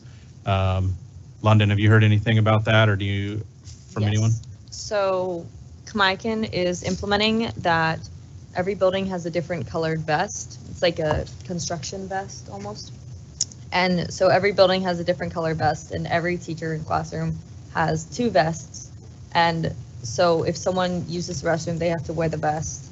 And so if you see, like, let's say this building is green vests, and then you see someone with a red vest in that building, then you'll be like, then the teachers kick them out of the building, I think. I think they're doing it to reduce people just being in hallways and in the bathroom. But that's all I've heard right now, and is starting next week, next semester. You know, I know, and I think London has shared it recently, but one of the big topics that the Superintendent Student Advisory Council students wanted to talk about this year was safety in bathrooms, specifically like cleanliness. Right. And, vaping and those kinds of bathroom related issues specifically. And they spent a lot of time coming up with some recommendations. And so we can follow back up on that. I can try to get some more information. This is the first time hearing about any of this, so I can get some information from the administration there, and yeah.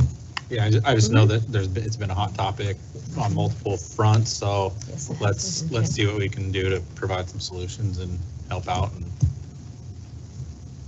go from there. So yeah, I would love to hear what recommendations the advisory council had and any of that stuff. I can share those too. Okay. Any other business discussion? Thank you for your participation tonight, and I call this meeting adjourned. Thanks, Ron. You're gonna break Waking people up. It's funny because Michael doesn't like to use it. No, he just I like kinda it. I like barely the taps gavel. it. Yeah, thank you.